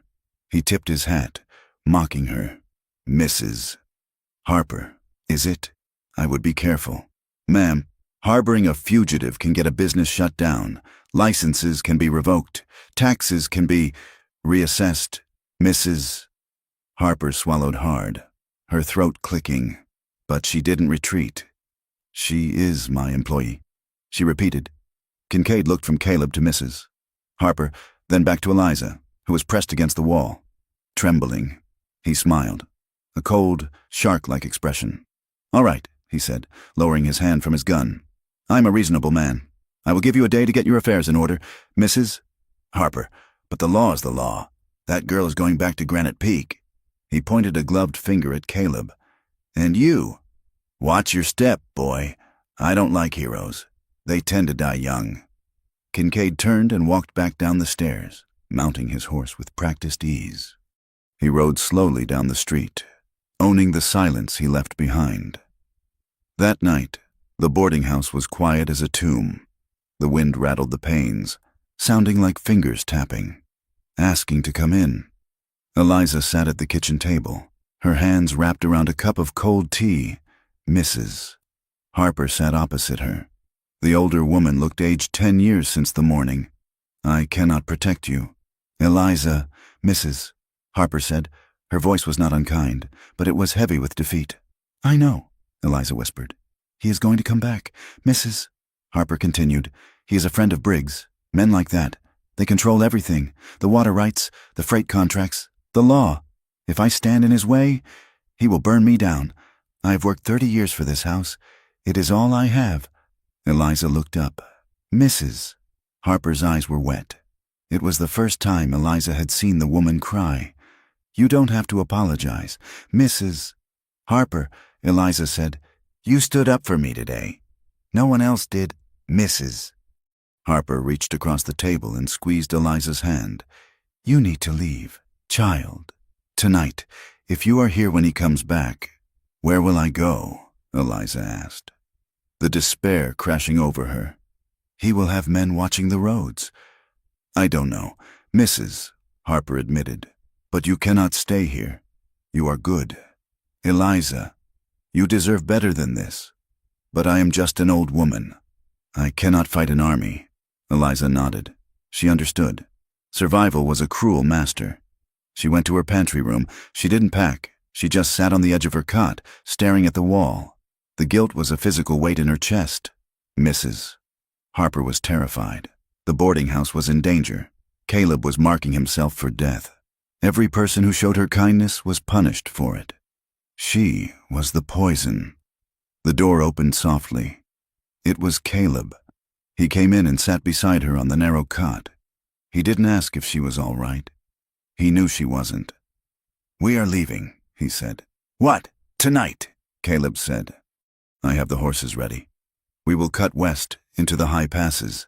Kincaid won't follow us there in winter. It is too rough. Caleb, we cannot, Eliza said, turning to him. You heard him. He will hunt us. He will hurt Mrs. Harper just to spite us. Let him try, Caleb said, his eyes dark. You cannot fight the whole world. Caleb, Eliza cried, her voice cracking. Look at you. You are limping. Your hands are cut. You are going to get yourself killed for a woman the whole town thinks is trash. I don't care what the town thinks. Caleb grabbed her shoulders. I care about you. Why? Eliza sobbed. Why do you care? I am nothing but trouble. I am a millstone around your neck. You should have left me in the snow. Don't you ever say that, Caleb said fiercely. He pulled her into him, holding her tight. You are the best thing I have found in years. Eliza, you are the only thing that makes sense. Eliza clung to him, smelling the leather and soap on his skin. She wanted to believe him. She wanted to run away with him into the mountains and live in a cabin and never see another human soul. But she knew Kincaid. She knew Briggs. They wouldn't stop. They would burn Mrs. Harper's house. They would hunt Caleb down and hang him for a horse thief or a murderer. And they would laugh while they did it. If she went with him, she was signing his death warrant. We will figure it out, Caleb whispered into her hair. You get some sleep. I will keep watch. He kissed her forehead and left the room to stand guard on the porch. Eliza sat in the dark, the tears drying on her cheeks, her heart breaking into jagged shards. The trap sprung the next morning. Caleb had gone to the saloon to buy supplies for their flight, whiskey for medicine, matches, tobacco. He was trying to be quick. He was standing at the bar when a man bumped into him hard from behind. It was one of the loafers, a man named Deke who did odd jobs for the sheriff. Watch it, cripple. Deke sneered. Caleb stepped away. Excuse me, Deke shoved him again. "I said, watch it. You stepped on my boot." "I didn't step on anything," Caleb said, sensing the setup but unable to avoid it. "You calling me a liar?" Deke shouted. He swung a wild punch. Caleb dodged it easily. He grabbed Deke's arm and spun him, pushing him away. He didn't hit him. He just neutralized the threat. Suddenly, the doors burst open. Kincaid was there, gun drawn, as if he had been waiting on the boardwalk for a cue. "That is enough!" Kincaid roared. He walked in, looking at Deke, who was sprawling on the floor, feigning agony. "He attacked me." "Sheriff," Deke whined. "He tried to break my arm. I saw it." Kincaid lied smoothly. "Unprovoked assault, and resisting a peaceful citizen." He turned the gun on Caleb. "Put your hands up. Cowboy, it is a setup." "Kincaid," Caleb said, his voice cold. "And you know it. Doesn't matter what I know." Kincaid smiled. "Matters what the judge hears. Assault, disturbing the peace, public intoxication. I can keep you in a cell for 6 months before a circuit judge even rides through here." 2 deputies moved in from the back room, grabbing Caleb's arms. Caleb struggled, rage flaring. But with a gun in his face and 2 men holding him, he was powerless. They dragged him out of the saloon and across the street to the small brick jailhouse. News traveled fast. Eliza was in the kitchen when a boy ran past the window, shouting that the sheriff had arrested the cowboy. Eliza's blood ran cold. She ran out the front door, just in time to see the heavy iron door of the jail slam shut. She ran to the barred window on the side of the jailhouse. "Caleb, Eliza, go back!" Caleb's voice came from the dark cell. "Go back to Mrs. Harper's!" Kincaid stepped around the corner of the building, picking his teeth with a splinter of wood. Now, he clucked. "No visiting hours yet." "Let him go!" Eliza screamed, rushing at him. "He didn't do anything." Kincaid caught her wrist easily, twisting it just enough to hurt. He pulled her close, the smell of stale tobacco and bay rum overwhelming her. "He is in a lot of trouble." "Eliza," Kincaid said, his voice dropping to a whisper. "Assaulting a local? That is serious. And with his reputation, well, accidents happen in jail. Men hang themselves. Men fall downstairs." Eliza stopped struggling, terror seizing her throat. "What do you want?" "I want what is rightfully Mr. Briggs's," Kincaid said. He leaned closer. "Here's the deal. You come with me, quietly. No fighting. You come back to Granite Peak and fulfill your contract. And Caleb?" Kincaid shrugged. "If the property is returned, I see no reason to hold a grudge. I will drop the charges. He walks free. Maybe he learns a lesson about interfering in business." Eliza looked at the barred window. She couldn't see Caleb, but she could feel him there in the dark. "If I go, you will let him go?" she asked. "You promise? I'm a man of the law." Kincaid smiled. "I keep my word. But if you run, if you fight, he stays in there. And maybe he doesn't come out walking." Eliza looked at the town, the gray sky, the people watching from the windows. She looked at Mrs.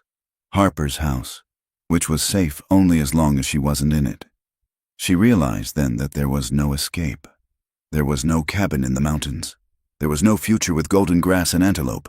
There was only the debt and the hunger and the power of men like Kincaid. But she could save him.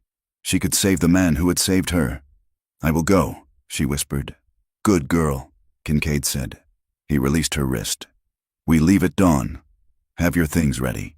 And don't tell the cowboy. If he makes a scene, the deal is off." Eliza did not sleep. The night was a long, suffocating tunnel. She packed her meager belongings, the calico dress, a hairbrush, the scarf Caleb had given her. She sat on the cot and took a piece of paper and a pencil stub. She tried to write. Her hand shook so badly the lead snapped twice. She wanted to tell him everything. She wanted to tell him that she loved him, that his touch was the only thing that had ever made her feel holy. She wanted to tell him that she was doing this for him. But if she told him that, he would come after her. He would die trying to save her. She had to make him let her go. She wrote, "Caleb, I cannot do this anymore. The town is too hard. The shame is too much. I'm going back to where I belong. It is the only way to make things right. Don't come looking for me. Please just live your life." Eliza, it was a lie. It was a cruel, jagged lie, but it was the only shield she had left to give him. She folded the note and placed it on the pillow of her cot. At first light, the sky was the color of a bruise. A covered wagon waited at the end of the street, guarded by 2 of Kincaid's deputies. Eliza walked out of the boarding house. She didn't look back. If she looked back, she would crumble. She climbed into the back of the wagon. It smelled of canvas and old dust. Kincaid was on his horse. He nodded to her. "Let us ride," he ordered. The wagon lurched forward. The wheels ground over the frozen ruts with a sound like bones breaking. Eliza pulled her knees to her chest in the dark of the canvas cover. As the wagon rolled out of town, heading north toward the mountains and the mines, she didn't cry. She was past crying. She was hollow. She closed her eyes and focused on one thing: the memory of Caleb's heartbeat against her ear in the barn. She locked that memory away in a box in the center of her mind. A tiny, secret flame to keep her from freezing in the long night ahead. 2 hours later, the heavy iron key turned in the lock of the jail cell. The door swung open. Kincaid stood there, looking bored. "Get out," he said. Caleb stood up from the cot. He was stiff, his muscles coiled tight. "What is this? Charges are dropped," Kincaid said. "Witness recanted. Said he might have tripped. You are free to go." Caleb narrowed his eyes. He didn't trust it. Kincaid wasn't a man who let things go. "Why?" Caleb asked. "Maybe I am feeling generous." Kincaid smirked. "Or maybe the problem solved itself. Get out of my town, cowboy, before I change my mind." Caleb walked out of the cell, brushing past Kincaid. He stepped into the street. The sun was up, but the air was cold. He felt a sudden, sickening lurch in his gut. The problem solved itself. He ran despite his bad leg, sprinting down the muddy street to the boarding house. He burst through the front door. "Mrs. Harper!" The widow appeared from the kitchen, looking pale and frightened. "Caleb? They let you go. Where is she?" Caleb demanded. "Where is Eliza?" "She is in her room." "Mrs. Harper said she didn't come down for breakfast. I thought she was sleeping." Caleb didn't wait. He tore down the hall and threw open the door to the pantry room. It was empty. The cot was made. The small bundle of clothes was gone. On the pillow, a piece of paper sat like a white flag of surrender. Caleb walked over and picked it up. His hands were shaking. He read the words, "I am going back to where I belong." "No," he whispered. "No." He crushed the paper in his fist. He knew instantly what had happened. She hadn't left because she wanted to. She hadn't left because of the shame. She had traded herself. She had bought his freedom with her own. A roar built in Caleb's chest, a sound of pure, animal fury. He kicked the cot, sending it crashing against the wall. He slammed his fist into the doorframe, splintering the wood. The rage was blinding. It was the old rage, the killer's rage. He wanted to burn the town. He wanted to find Kincaid and tear him apart with his bare hands. He wanted to watch the world bleed for what it had done to her. He stood there, panting, his knuckles bleeding, the red haze clouding his vision. Then he remembered. He remembered her hand in his. He remembered her voice in the cabin. "I don't know how to want without feeling dirty." She had sacrificed herself because she thought she was cursed. She thought she was saving him. The rage cooled, hardening into something colder and more durable. It settled into his bones like iron. He was not going to burn the town. That was what the old Caleb would have done.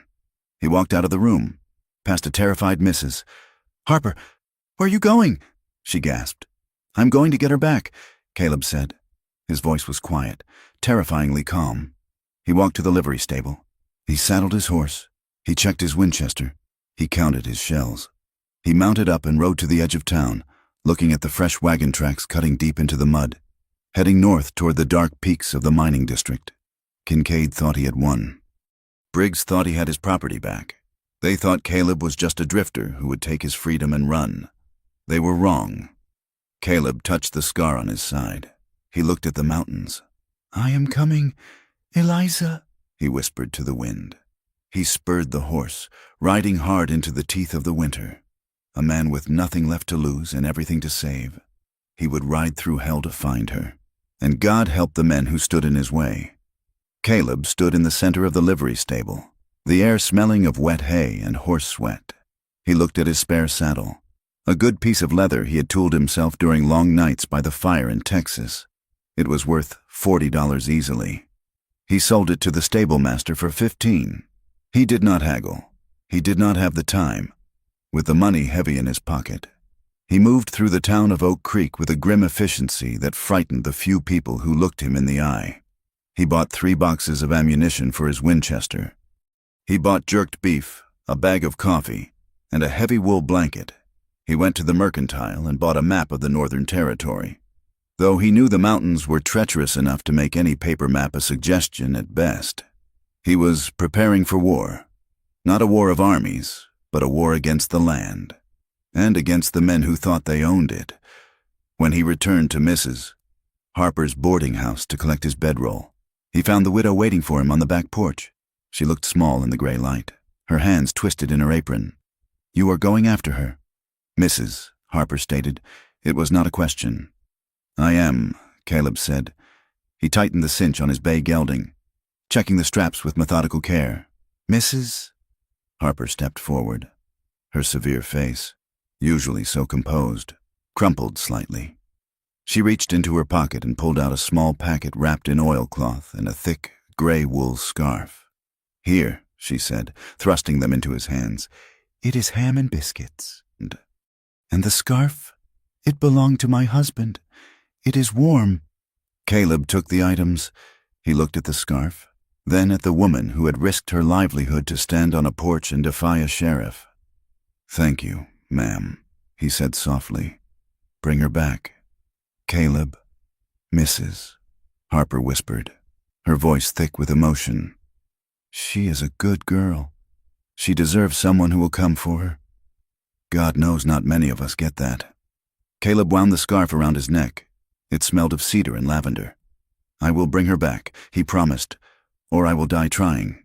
He swung into the saddle, the leather creaking in the cold air. He touched the brim of his hat, turned the horse's head north, and rode out of Oak Creek. He did not look back. The town that had judged them was behind him. Ahead lay the mountains, white and unforgiving. The high country was a world stripped of mercy. As Caleb rode higher, the rolling foothills gave way to jagged peaks that tore at the sky. The open prairie vanished, replaced by narrow canyons where the wind screamed like a trapped spirit. The air grew thin, burning his lungs with every inhalation. The snow here was not the soft blanket of the plains. It was hard-packed ice, slick and treacherous, hiding crevices that could swallow a horse whole. Caleb rode with his eyes scanning the ground, trusting the bay gelding's instincts as much as his own. The silence was absolute. There were no birds, no rustle of dry grass, just the sound of the wind in the pines and the crunch of hooves. It weighed on him. This vast emptiness. It gave him too much time to think. He thought of Eliza in the wagon, freezing in the dark. He thought of the note she had left. "I am going back to where I belong." It was a lie that burned him more than the cold. She believed she belonged in the dark because that was where the world had shoved her. He camped in the lee of rock falls, building small, smokeless fires that offered barely enough heat to thaw his hands. His fingers cracked and bled, the skin splitting in the dry cold. His breath frosted inside Mrs. Harper's scarf, turning the wool into a mask of ice. On the third night, huddled under his blankets while the temperature dropped to 20 degrees below zero, the doubt came. It whispered that he was a fool. It whispered that he was riding to his death for a woman who had walked away. It whispered that he was just a violent man looking for an excuse to use his gun again. But then he remembered the cabin. He remembered the way she had gripped his wrist in her sleep. He remembered the look in her eyes in the barn, the terror warring with a hunger so deep it terrified her. She had not walked away. She had been dragged away by her own conscience. "I am not leaving you. Eliza." He spoke aloud to the empty darkness. His voice was raspy, swallowed instantly by the wind. "You do not face the nightmares alone. Not anymore. Granite Peak was not a town. It was a wound in the earth.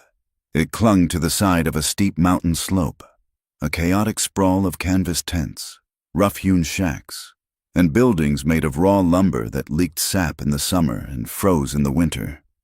The ground was churned into black mud mixed with coal dust and mine tailings. The air stank of sulfur, unwashed bodies, and the acrid smoke of 1,000 coal fires. The wagon carrying Eliza rattled into the main thoroughfare 2 days after leaving Oak Creek. She was stiff, her body bruised from the relentless jolting. She peered out through the gap in the canvas. Men swarmed the streets like ants, miners covered in soot, gamblers in flashy waistcoats, rough-looking men with guns on their hips. There was a frantic, desperate energy here. Everyone was looking for gold, for silver, for a way out, or for a way to forget. The wagon stopped in front of a large, 2-story building with a false front painted a gaudy yellow. A sign hung above the double doors. The Silver Star. "Get out," Kincaid ordered, riding up beside the wagon. Eliza climbed down, her legs shaking as her boots hit the frozen mud. She looked up at the building. It was bigger than the Red Lantern, but it lacked even the thin veneer of civility Briggs's old place had maintained. The windows were grime-streaked. The sounds of shouting and breaking glass drifted from inside, even in the middle of the day. Inside, the air was thick with cigar smoke and the smell of spilled beer. Briggs was waiting. He stood by the bar, looking satisfied. He looked Eliza up and down, noting the fatigue in her face, the dullness in her eyes. "Welcome home, Eliza," Briggs sneered. Eliza said nothing. She felt cold, a deep, numbing cold that had nothing to do with the winter. "Take her upstairs," Briggs commanded a large man who worked as the bouncer. "Room 4, and get her cleaned up. She starts tonight. We have lost time to make up for—" Eliza was marched up the stairs. The hallway was narrow and dark. She was shoved into a room that contained a narrow bed, a wash basin, and a single chair. The door opened again a moment later. A woman walked in carrying a pitcher of water. She was thin, her collarbones jutting out sharply against her pale skin. Her hair was dyed a harsh, brassy blonde, and her eyes were rimmed with dark shadows. "Eliza?" the woman whispered. Eliza looked up. "May?" It was May, a girl who had worked at the Red Lantern a year ago before disappearing. Briggs had said she moved on to a city. May set the pitcher down and rushed to hug Eliza. She smelled of cheap perfume and gin. Her body felt frail, like a bird skeleton. "I thought you got out," May whispered, pulling back to look at Eliza. "I heard you ran. I prayed you made it." "I didn't," Eliza said dully. May looked at the door, fear in her eyes. "It is bad here, Eliza, worse than the Lantern. The men, they are angry. They work in the dark all day, and they come here to hurt something." Eliza looked at May's face. There was a bruise on her jaw, poorly covered with powder. Her eyes were hollow, stripped of hope. This was what the nights of hunger did to a woman. They ate her from the inside out until there was nothing left but a shell. "I know," Eliza said. "That first night was a descent into hell." Eliza was forced into a dress that was too tight and pushed into the main saloon. The piano played a frantic, discordant tune. Men grabbed at her as she passed. She served drinks. She dodged hands. She endured the stares that stripped her naked. Every laugh sounded like a threat.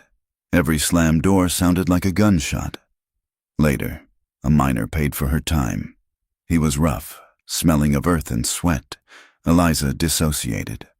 She stared at the crack in the ceiling, floating above her own body, locking her mind away in the box where she kept the memory of the barn. When it was over, she lay in the dark, shivering. She closed her eyes and summoned him. Caleb. She remembered the weight of his coat around her in the snow. She remembered his voice, low and steady, telling her to breathe. She remembered the almost kiss, the way he had stopped because she asked him to. He had promised her safety. He had offered her a choice. The ache of missing him was sharper than any physical pain. It was a hunger that clawed at her throat. She didn't just miss his protection. She missed him. She missed the man who looked at winter wheatgrass and saw endurance. 2 nights later, during a lull in the early evening, Eliza sat in the back room with May and 3 other women. They were sewing tears in their dresses, sharing a bottle of stolen whiskey. Eliza told them. She hadn't meant to, but the silence was too heavy. "He found me in the blizzard," Eliza said softly, threading a needle. "He carried me to a cabin. May stopped drinking." "A cowboy?" Eliza nodded. "He built a fire. He warmed my hands. We were snowed in for 4 days. "And?" another woman asked, leaning forward. "What did he do?" "He cooked beans," Eliza said, a faint smile touching her lips for the first time in days. "He fixed the roof. He held my hand when I had nightmares. He didn't take anything?" May asked, skeptical. "No," Eliza said. "He said he wouldn't touch me unless I wanted him to." "And he meant it." May sat back, shaking her head. "He is a fool." She said, "No," Eliza said firmly. "He is a good man. He is a saint." "Then," May corrected, her voice wistful, "I didn't think they made those anymore." The other women were silent. The story hung in the air, glittering like a diamond in a coal chute. It was a dangerous thing. Hope. But hearing it, knowing that a man like Caleb existed, a man who saw a woman as a person, not a thing, planted a seed in the room, it made their reality feel less inevitable. It reminded them that they were human beings who deserved better. 20 miles south of Granite Peak, the trail narrowed into a choke point called Devil's Throat. It was a slash of rock between 2 sheer cliffs, barely wide enough for a wagon. Caleb rode toward it as the sun began to fail. He saw the smoke before he saw the men. 2 riders were camped in the middle of the pass, blocking the way. They were huddled around a fire, rifles propped against a boulder. They were clearly sentries, placed there to ensure that whatever came in or out of Granite Peak was approved by Briggs and Kincaid. Caleb pulled his horse up. He could turn back, find another road over the ridge, but that would take 2 days he didn't have. He checked his Winchester. He checked the Colt on his hip. He nudged the horse forward, riding openly toward the fire. The men jumped up, grabbing their rifles. One was tall and bearded. The other was the man named Stark, the one Caleb had driven off in the blizzard weeks ago.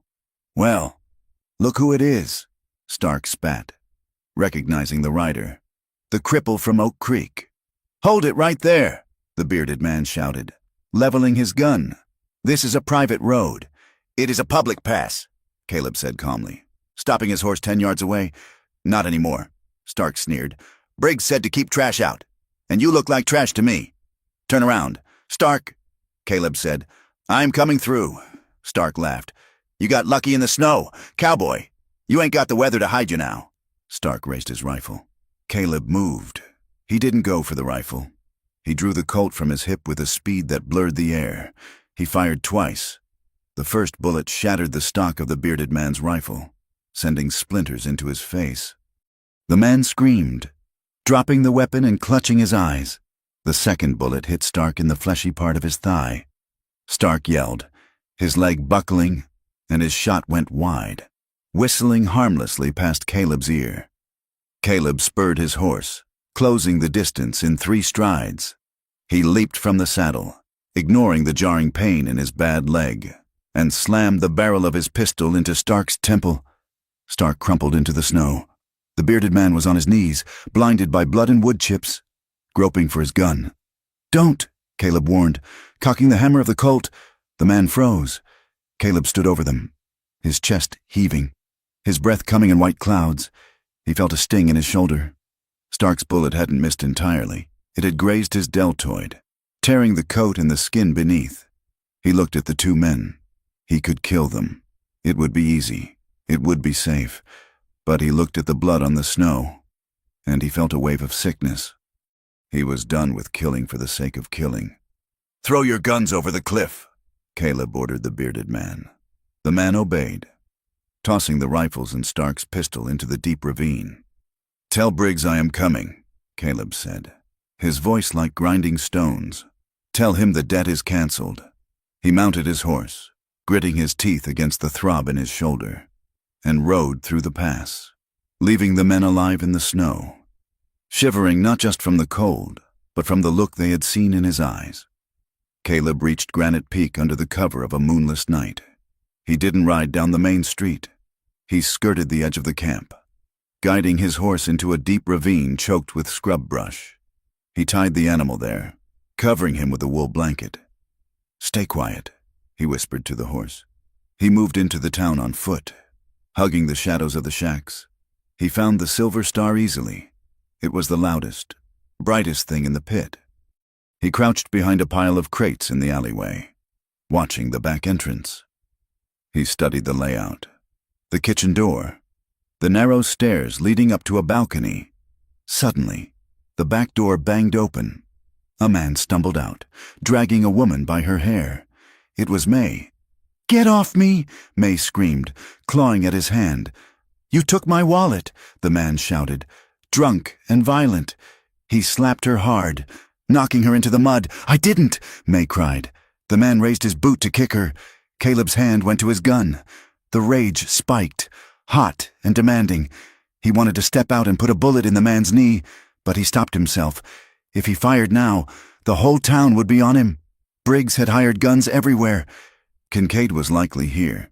If Caleb died in an alley over a fist fight, Eliza would never get out.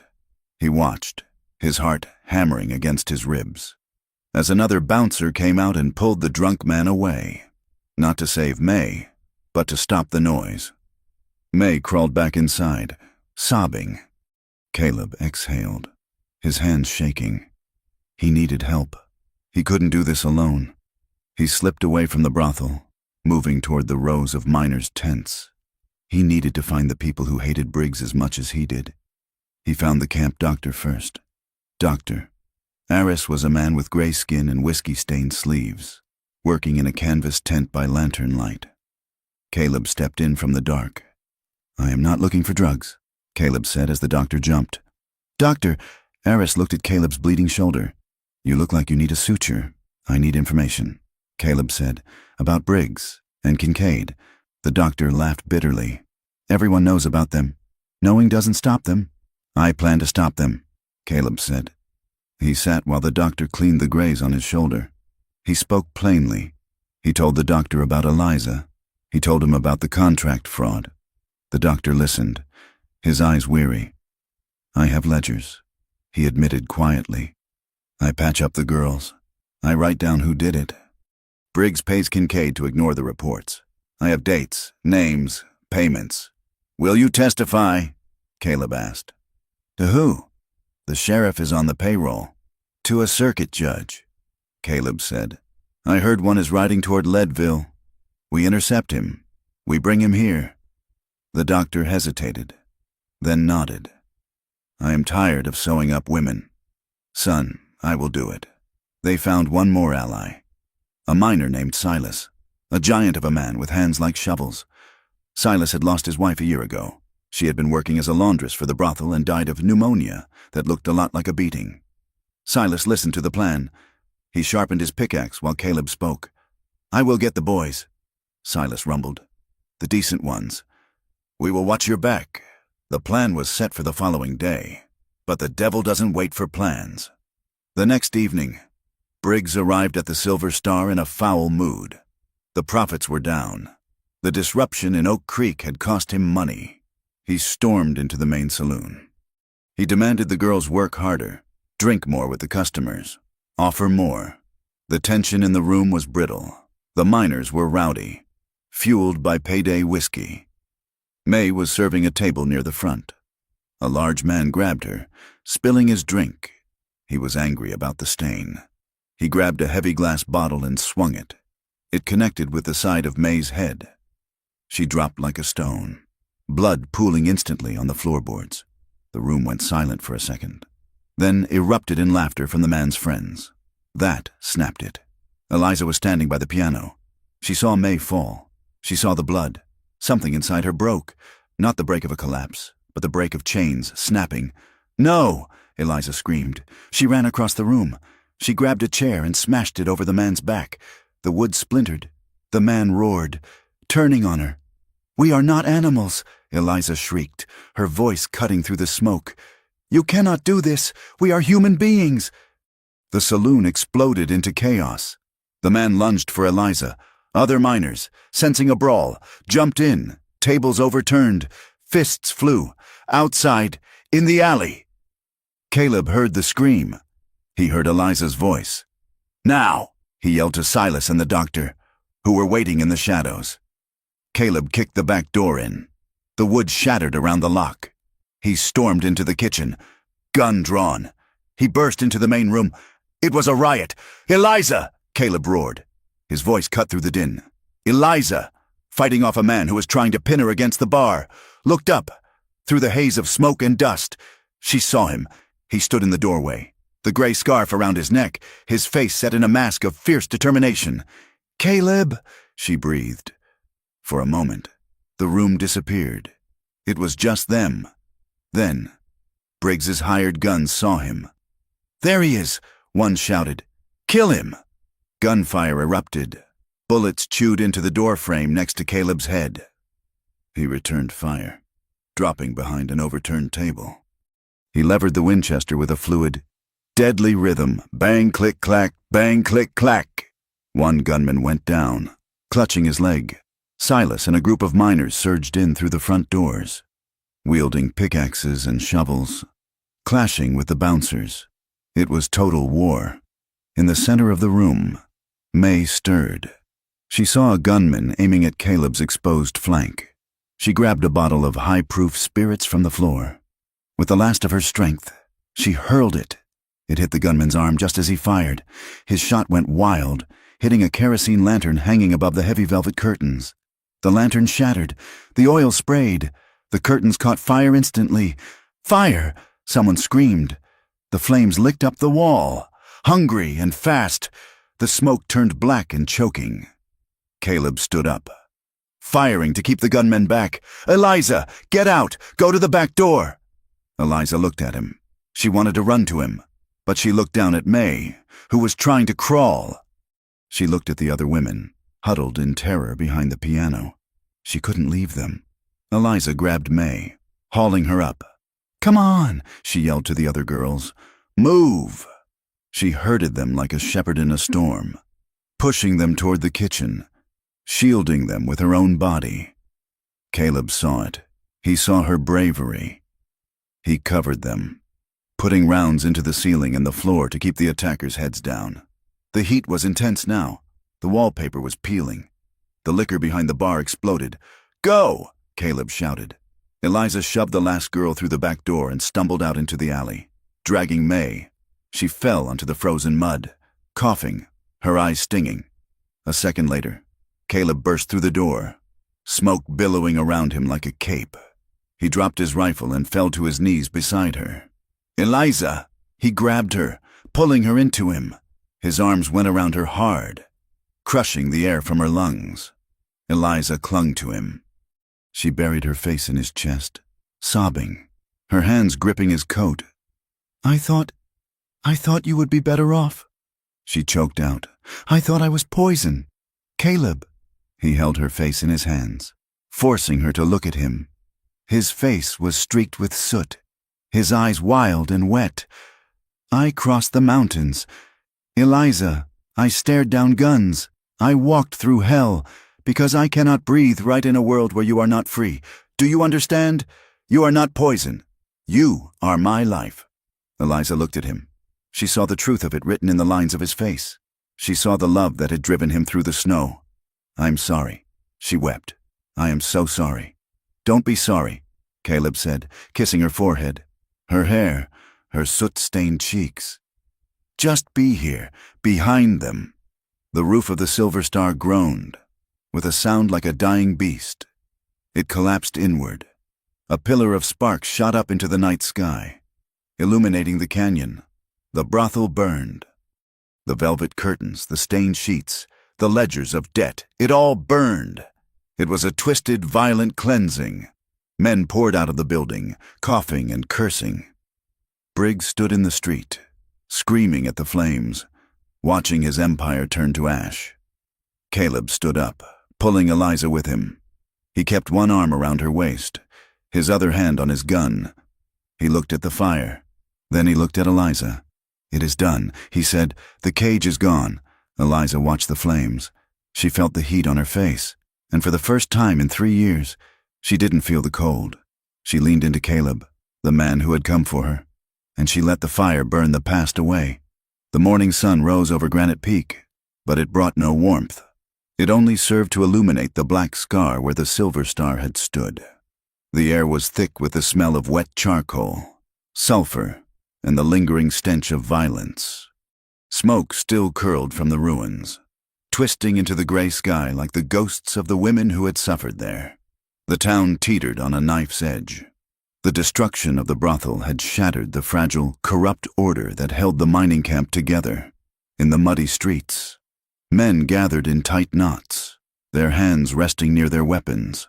The miners who had fought alongside Caleb stood near the doctor's tent, leaning on their pickaxes, but others, men who had been on Briggs's payroll, or those who simply feared change, were muttering darkly. They looked at Caleb with suspicion. To them, he was a drifter, a gunman, an outsider who had ridden in and burned down a local institution. Lynch him, a voice shouted from near the saloon. He brings nothing but trouble. Run him out, another echoed. Caleb stood by the doctor's tent, his hand resting on the stock of his Winchester. He was tired. His shoulder throbbed where the bullet had grazed him, and his bad leg felt like it was filled with lead. But he did not back down. He watched the crowd, gauging the distance, calculating the angles. Beside him, Eliza stood. Her face was smudged with soot, her dress torn, but her head was high. She held May's hand, supporting the other woman who was barely standing. Suddenly, "Doctor!" Aris stepped out of the tent. He looked small and gray, but he held a thick, leather-bound ledger in his hands like a shield. "There will be no lynching today," the doctor shouted, his voice cracking but carrying across the silence. "Unless you want to hang the truth along with the man." Silas, the giant miner, stepped up beside the doctor. He rested a heavy sledgehammer on his shoulder. "Anyone who wants to touch the cowboy goes through me," Silas rumbled. "What truth?" a man in the crowd yelled. "That he is an arsonist? The truth about where your money goes." "Doctor," Aris said. He held up the book. "I have kept records, 10 years of records. I know who paid Sheriff Kincaid to look the other way when a girl was beaten. I know who paid Briggs to dispose of the bodies of the ones who didn't survive the winter." A ripple of unease went through the crowd. Men glanced at each other. "Kincaid and Briggs are not businessmen," the doctor continued. "They are butchers, and I have the proof right here." News rippled through the gathered men like wind through dry grass. Judge Halloway was riding the circuit. He was camped only 10 miles down the valley and would be in Granite Peak by noon. The mood shifted. The mob mentality, hot and irrational, cooled into a grim curiosity. The respectable citizens, the merchants, the shift bosses, the men who had turned a blind eye but claimed to fear God, saw a way out. If a judge was coming, let the law handle it. "We wait for the judge," someone shouted. Caleb let out a breath he had been holding. He looked at Eliza. "It is not over," he said quietly. "No," Eliza replied, looking at the ledger in the doctor's hands. "It is just beginning." They waited in the back room of the doctor's tent. The air was close and smelled of iodine. Eliza sat on a crate, her hands trembling in her lap. Caleb crouched beside her. "You know what this means," he said gently. "If we take this to the judge, you have to speak. The ledger is just numbers. You are the voice." Eliza looked at the dirt floor. She felt a wave of nausea. To speak meant to stand up in front of the world and admit what she had been. It meant detailing the shame, the degradation, the things she had tried so hard to forget. "I don't know if I can," she whispered. "You don't have to," Caleb said immediately. He took her hand. "We can ride. Right now. We can be in the past before the judge gets here. I will not think less of you. I will never think less of you." Eliza looked up at him. She saw the conflict in his eyes. He wanted justice. She could see the fire of it burning in him, but he wanted to protect her more. He was willing to let Briggs and Kincaid walk free if it meant sparing her pain. She looked at May, who was lying on a cot in the corner, her face swollen and purple. She looked at the other women huddled together, terrified and silent. If she ran, they stayed. If she ran, the story ended here, and nothing changed. "I'm tired. Caleb?" she said softly. "I know," he said. "No." Eliza shook her head. I'm tired of being a shadow. I am tired of hiding." She stood up. Her legs were shaky, but she locked her knees. "I spent 3 years wishing someone would hear me," she said, her voice gaining strength. "I screamed in my head every night. Now, there is a man coming who is paid to listen. I am going to make him hear." Caleb stood slowly. He looked at her with a mixture of awe and fierce pride. "Then I will be right beside you," he said. "And if anyone looks at you wrong, they answer to me." Judge Holloway arrived at noon. He was a man carved from old oak, with a face full of deep lines and eyes that had seen too much of the frontier's ugliness. He set up court in the only building large enough to hold the crowd, the mess hall of the largest mining company. The room was packed. Miners, drifters, and shopkeepers squeezed onto the rough benches. The air was thick with the smell of wet wool, tobacco, and anticipation. Briggs and Kincaid sat at a table near the front. They looked confident. Briggs was blustering, talking loudly to anyone who would listen about property rights and vandalism. Kincaid sat with his arms crossed, his badge gleaming, staring at the door with a smirk. Then, the door opened. A silence fell over the room. It started at the back and rolled forward like a wave. Eliza walked in. She had washed the soot from her face, though the shadows under her eyes remained. She wore the plain calico dress she had packed in Oak Creek, wrinkled now but clean. She walked with her head held high, staring straight ahead. Behind her walked Caleb. He had discarded his coat, revealing the holster at his hip and the bandage on his shoulder. He walked with his distinctive limp, his eyes scanning the crowd, daring anyone to speak. They walked to the front and took their seats on the bench reserved for witnesses. The proceedings began. Briggs spoke first, spinning a tale of a debt unpaid and a violent drifter who had kidnapped his lawful employee and destroyed his business. Kincaid backed him up, citing statutes and contracts, using the language of the law to twist the truth into a knot. Judge Holloway listened, his face impassive. He made notes in a small book. Then, he called Eliza. Eliza stood. She walked to the small chair placed before the judge. She felt the weight of 300 pairs of eyes on her back. She felt the heat of the shame trying to rise up her neck. "State your name." The judge said. "Eliza." She said. Her voice was a whisper. "Louder, please," the judge said, not unkindly. Eliza took a breath. She looked at Caleb. He gave her a small nod, his eyes steady and anchoring. "My name is Eliza," she said, her voice clear and ringing. "Tell me about the debt." The judge said. "There was no debt." Eliza said. She gripped the arms of the chair. "I borrowed $20 for medicine for my brother. I worked for 3 years. I served drinks. I cleaned floors. And I did other things. The room was so quiet you could hear the wind outside. Mr. Briggs told me the interest was compounding." Eliza continued.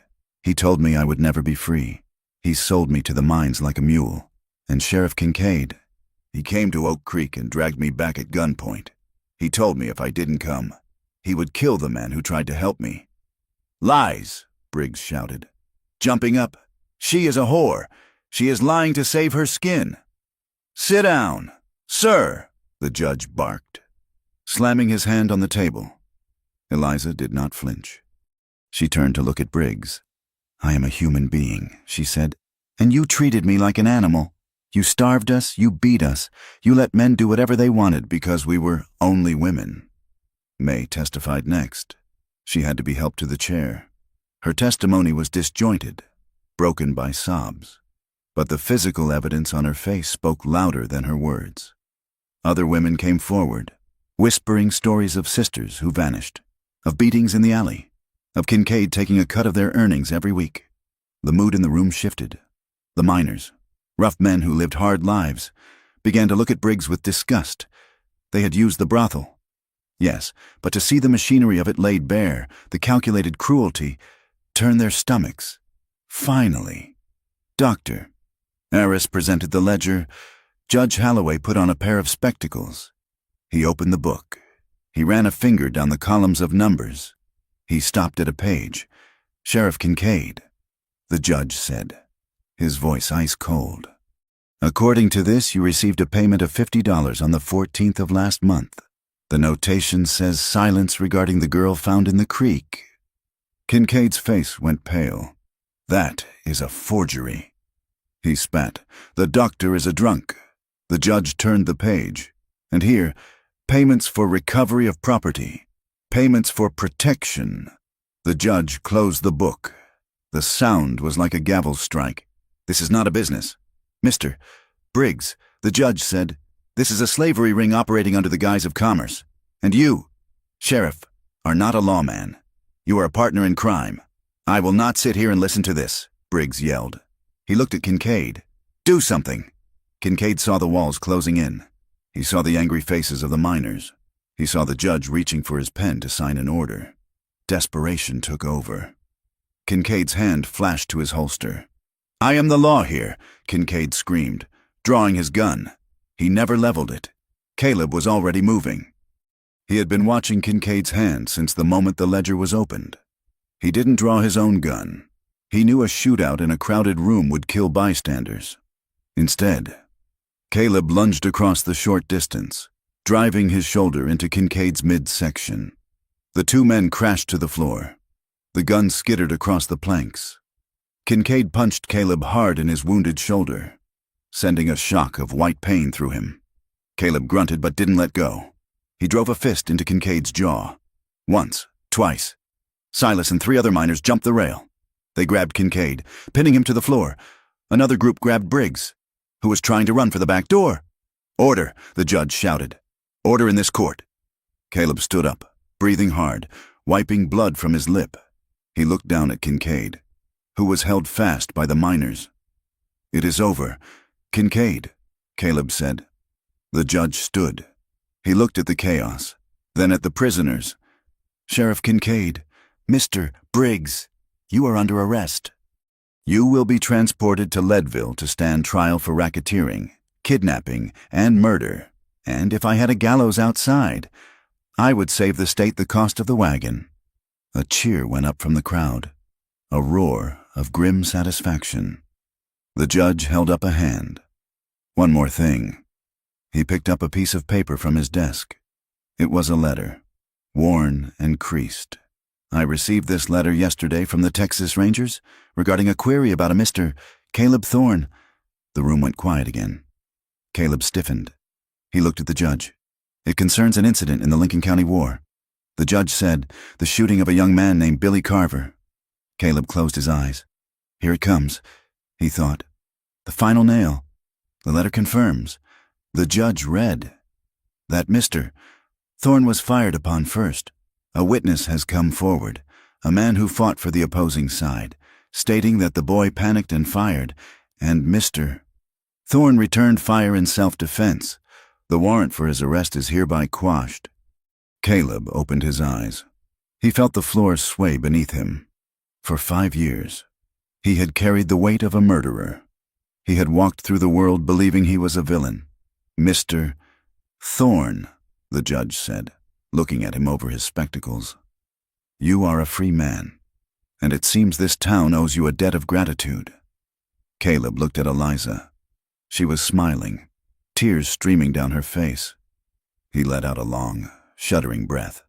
The ghost of the boy in Texas, the ghost that had haunted his sleep, finally faded away. The sun was setting by the time the excitement settled. Kincaid and Briggs were in irons, locked in a secure wagon under heavy guard. The town was returning to its business, but the air felt different, lighter, cleaner. Caleb and Eliza walked to the edge of the camp, away from the noise. They stood on a ridge overlooking the valley. The snow on the distant peaks turned pink and gold in the dying light. Caleb leaned against a pine tree. He looked tired, but the tension that had held his shoulders for so long was gone.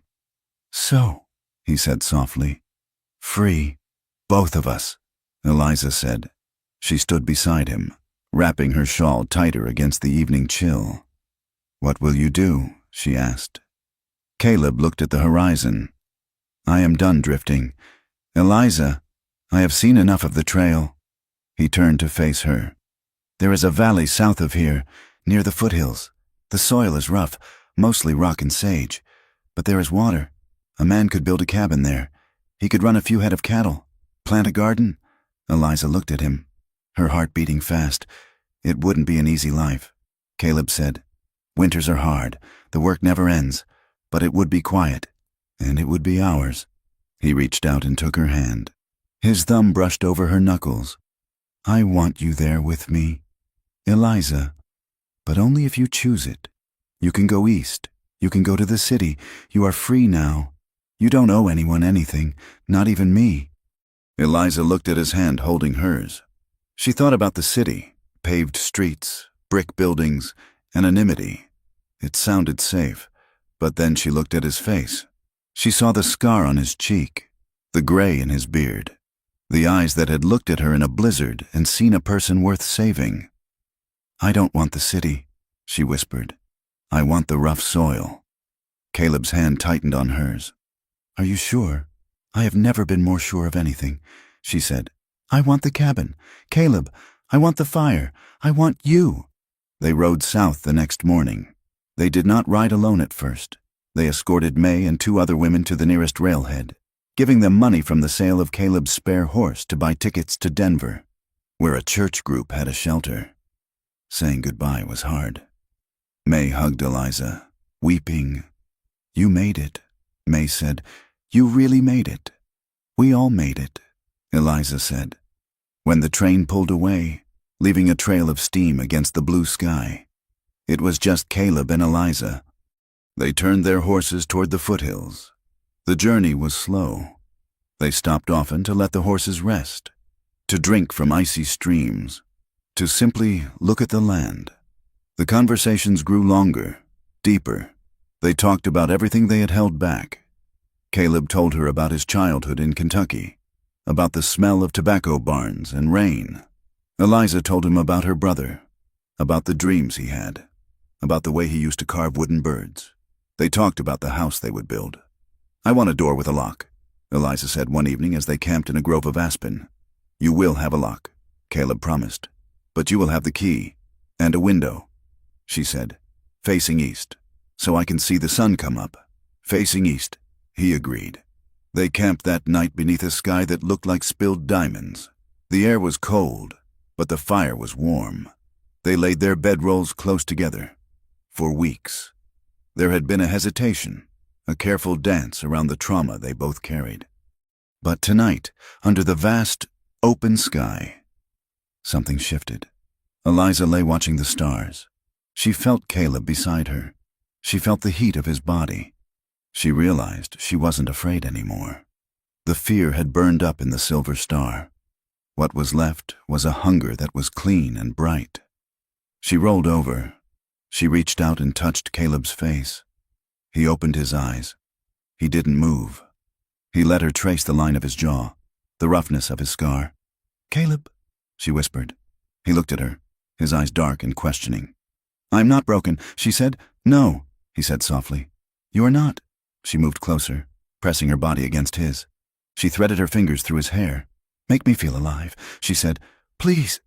Caleb pulled her to him. He kissed her, and this time, she didn't pull away. This time, she opened to him. The night was tender and unhurried. There was no urgency, no taking. There was only giving.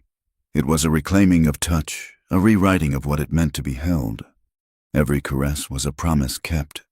When they finally slept, wrapped in each other's arms, the wind blew through the aspen trees, but it sounded like a song, not a warning. 6 months later, the cabin stood on a rise overlooking the valley. It was built of lodgepole pine. The logs fitted tight and chinked with mud and moss. Smoke rose lazily from the stone chimney. It was evening. The sun was sinking behind the jagged peaks to the west, painting the sky in violent shades of orange and purple. Caleb was chopping wood by the side of the house. The rhythmic thwack-thwack of the axe echoed across the valley. He paused, wiping sweat from his brow, and looked at the small garden where green shoots of potatoes and beans were pushing through the rocky soil. A horse and buggy came up the track. It was Mrs. Harper. She came to visit once a month, bringing news from Oak Creek and jars of preserves. The town had changed, slowly. Some people still whispered, but others, seeing the way Caleb and Eliza worked the land, seeing the quiet dignity of their life, had begun to soften. The minister had even stopped by, awkwardly offering a blessing on their harvest. Eliza came out of the cabin. She wore a simple dress, her hair braided back, her face brown from the sun and fuller than it had been. She smiled at Caleb as she went to greet Mrs. Harper. Caleb watched her. He felt a swelling in his chest that was almost painful. It was peace. It was a strange, heavy thing, but he was learning to carry it. Later that night, the wind picked up. It rattled against the sturdy walls of the cabin, a reminder that the West was still wild, still dangerous. But inside, the fire cracked warmly in the hearth. Eliza sat on the rug in front of the fire. Caleb sat behind her, his back against his favorite chair. She leaned back into him, resting her head on his shoulder. His arms came around her, holding her secure. She ran her fingers over the scar on his side, feeling the ridge of old skin through his shirt. She remembered the first time she had seen him in the Red Lantern. She remembered the nights of endless hunger, the feeling that she was hollowing out. That hunger was gone. It had been replaced by the smell of wood smoke, the taste of fresh bread, and the sound of Caleb's breathing. She turned in his arms, looking up at him. The firelight danced in his eyes. "What are you thinking?" he asked softly. "I am thinking about the storm," she said. "The blizzard. That was a long time ago," Caleb said. "I know," she whispered, "but I am glad for it. If I hadn't frozen, I wouldn't have known how warm your hands were." Caleb smiled, the lines around his eyes crinkling. He kissed her, a slow, deep kiss that tasted of the life they had built. "I can't forget your touch," Eliza whispered against his lips.